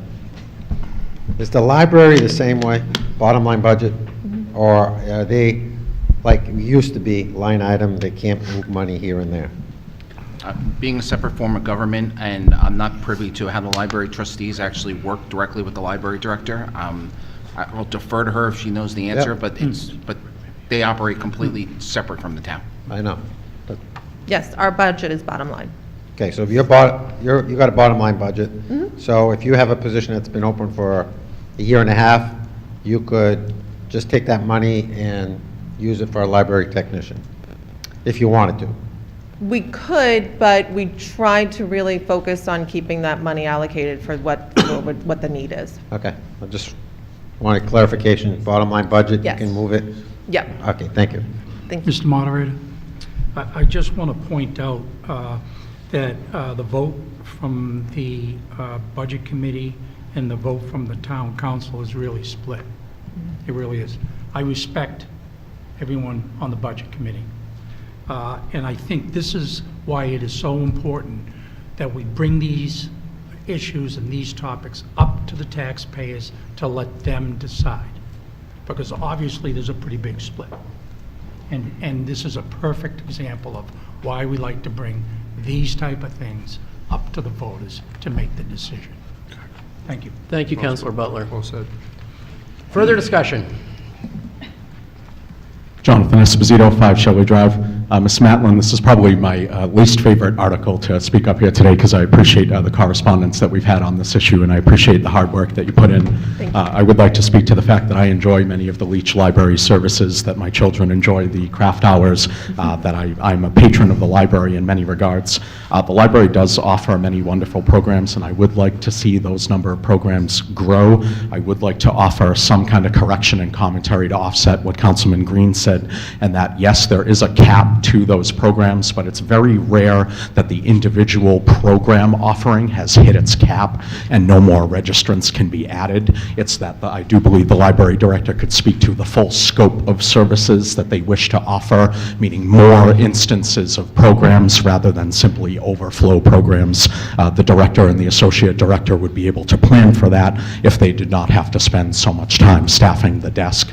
At least that's what I was to understand from our written correspondence. Yes. Do you feel the need to offer any correction there, Director? Nope, that's correct. So I do believe at the January 9th Town Council meeting, it was asked by a member of the Budget Committee, geez, there does seem to be a lot of hours allocated as opposed to the number of hours that the library is open. And when you start talking labor distribution, that's really kind of where I come in as a citizen, because I do a lot of that as an accountant on my private time. So when you start looking at labor distribution as far as the cost of the employees that you're hiring versus the value of the services provided, I think what I would like to see as a taxpayer is how we could kind of shift the value of services that some of the employees are providing in the not open hours, the hours that patrons cannot access the library, and to see what we can do to reallocate that labor distribution to the open hours and really fill another position before we ask the taxpayers to fund another. Thank you. Further discussion? Mr. Bro? Just to clarify, the reason I voted no for this article is because, again, it's a priority issue to me. I don't think this is the right time to hire someone. And the other reason is because at what point do we continue adding services and requiring more resources? I mean, what's the limitation on the number of services that we can offer at the library until we continue just adding in more services, going to require more individuals to satisfy those services. So is there a cutoff at some point? What happens? I mean, that's where I was confused. So that was the reason why I voted no against it. I just don't think it's the right time. I don't think it's the right priority right now. Thank you. To speak to that, we provide services that are kind of what the community asks for. So if the community is asking us for more programs, more materials, more databases, more electronic resources, we want to provide that. And so this speaks to being able to provide that. This is a need coming from the community. We are working on a survey that we will be providing to the community, asking them what their needs are and what they would like to see us provide. And hopefully we'll be able to have some more detailed information for you at the next process. Thank you. Mr. Breslin, do you have new information to share with us? Yes. Please proceed. Well, I think what we're talking about here is wishes and needs, okay? This is a beautiful thing. We're going to add more programs, whatever, to the library. I've got nothing against that. That's a great idea. But, you know, in the meanwhile, we're dealing with financial issues in the town and with the citizens. And the Budget Committee took a look at this and said, is this really a priority? I think they made the right decision. It is not, okay? Now, the library does a great job. I mean, you can go to some towns and the library isn't even open every day of the week. I think this library is. It's open on Saturday, right? Yep, the only day we're not open is Sunday. Right, and you have extended hours. I mean, you're open till, what, 9 o'clock at night, 8 o'clock? I don't know. So, you're doing a great job, absolutely. I've got no problem with that. But once again, you know, we're talking about a lot of residents that are struggling. And I think we need to take that into consideration. Thank you. I think Mr. Butler here even said this is really something we need to look at. This is a perfect example. We need to look at something like this. Is this a necessity or not? Thank you. Thank you.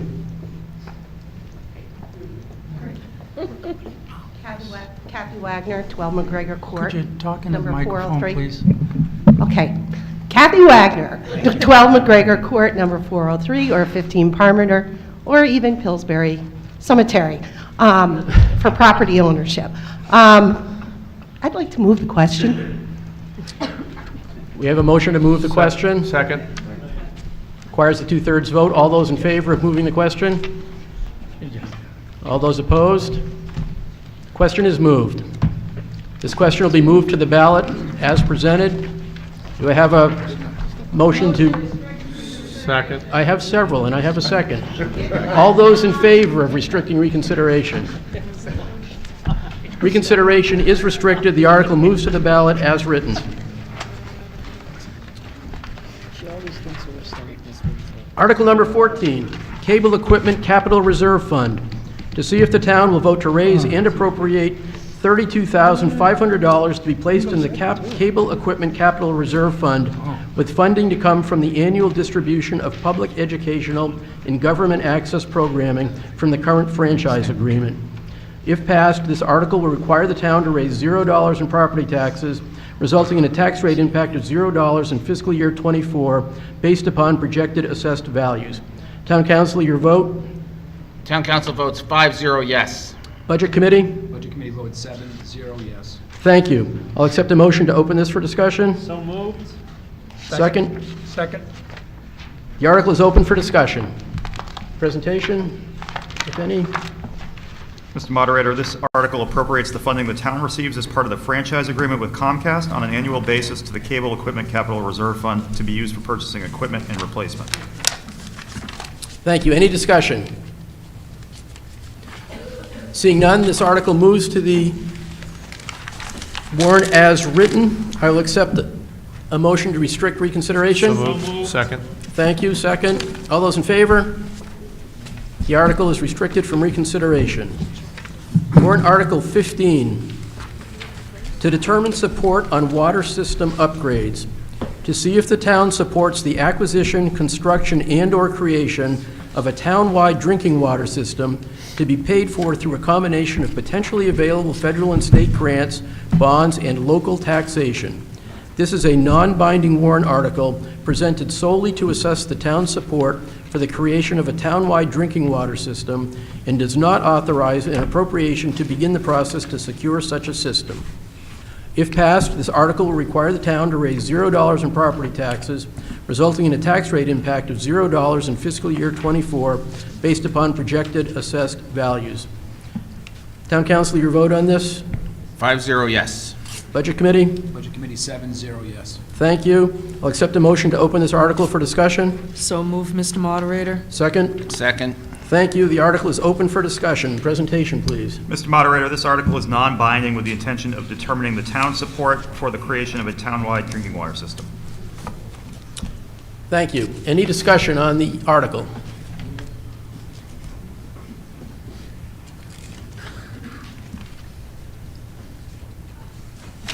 Ray Breslin. I have nothing against this article. I think it's a great idea. I think we even changed it a bit.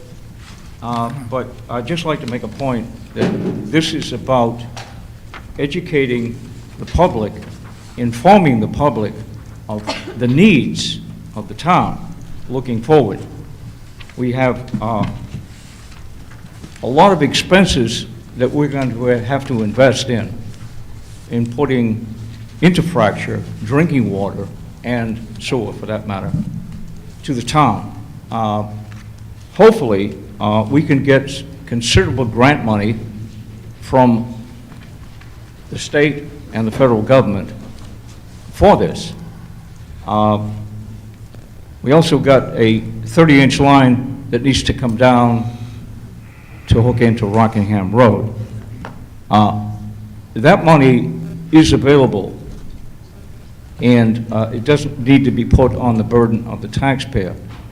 But these things need to move forward, and we need to make sure they move forward, and we need to make sure that the general public knows what's going on. This is a good step in the right direction, but I think we need to do more. Thank you. Thank you. Further discussion? Seeing none, this non-binding article moves to the ballot as presented. I'll accept the motion to restrict reconsideration. Second. Is there a motion and a second? Yep. Thank you. All those in favor, raise your card. Opposed? Okay, this article is restricted from reconsideration. Article 16, transaction of other business. To transact any other business that may legally come before this meeting. No business enacted under this article shall have any binding effect upon the town. I'll have a motion to open this article for discussion. So moved. Second? Second. Thank you. Article is open for discussion. Any presentation on this article? No, Mr. Moderator. Thank you. Any discussion on this article? Mr. Moderator, I just visited with the supervisor of the checklist. 63 people checked in for the deliberative session.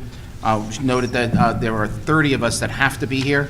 So I'd like to see a lot more people come to the polls. And the voting will be on March 14th, 6 a.m. to 8 p.m. at the high school gym.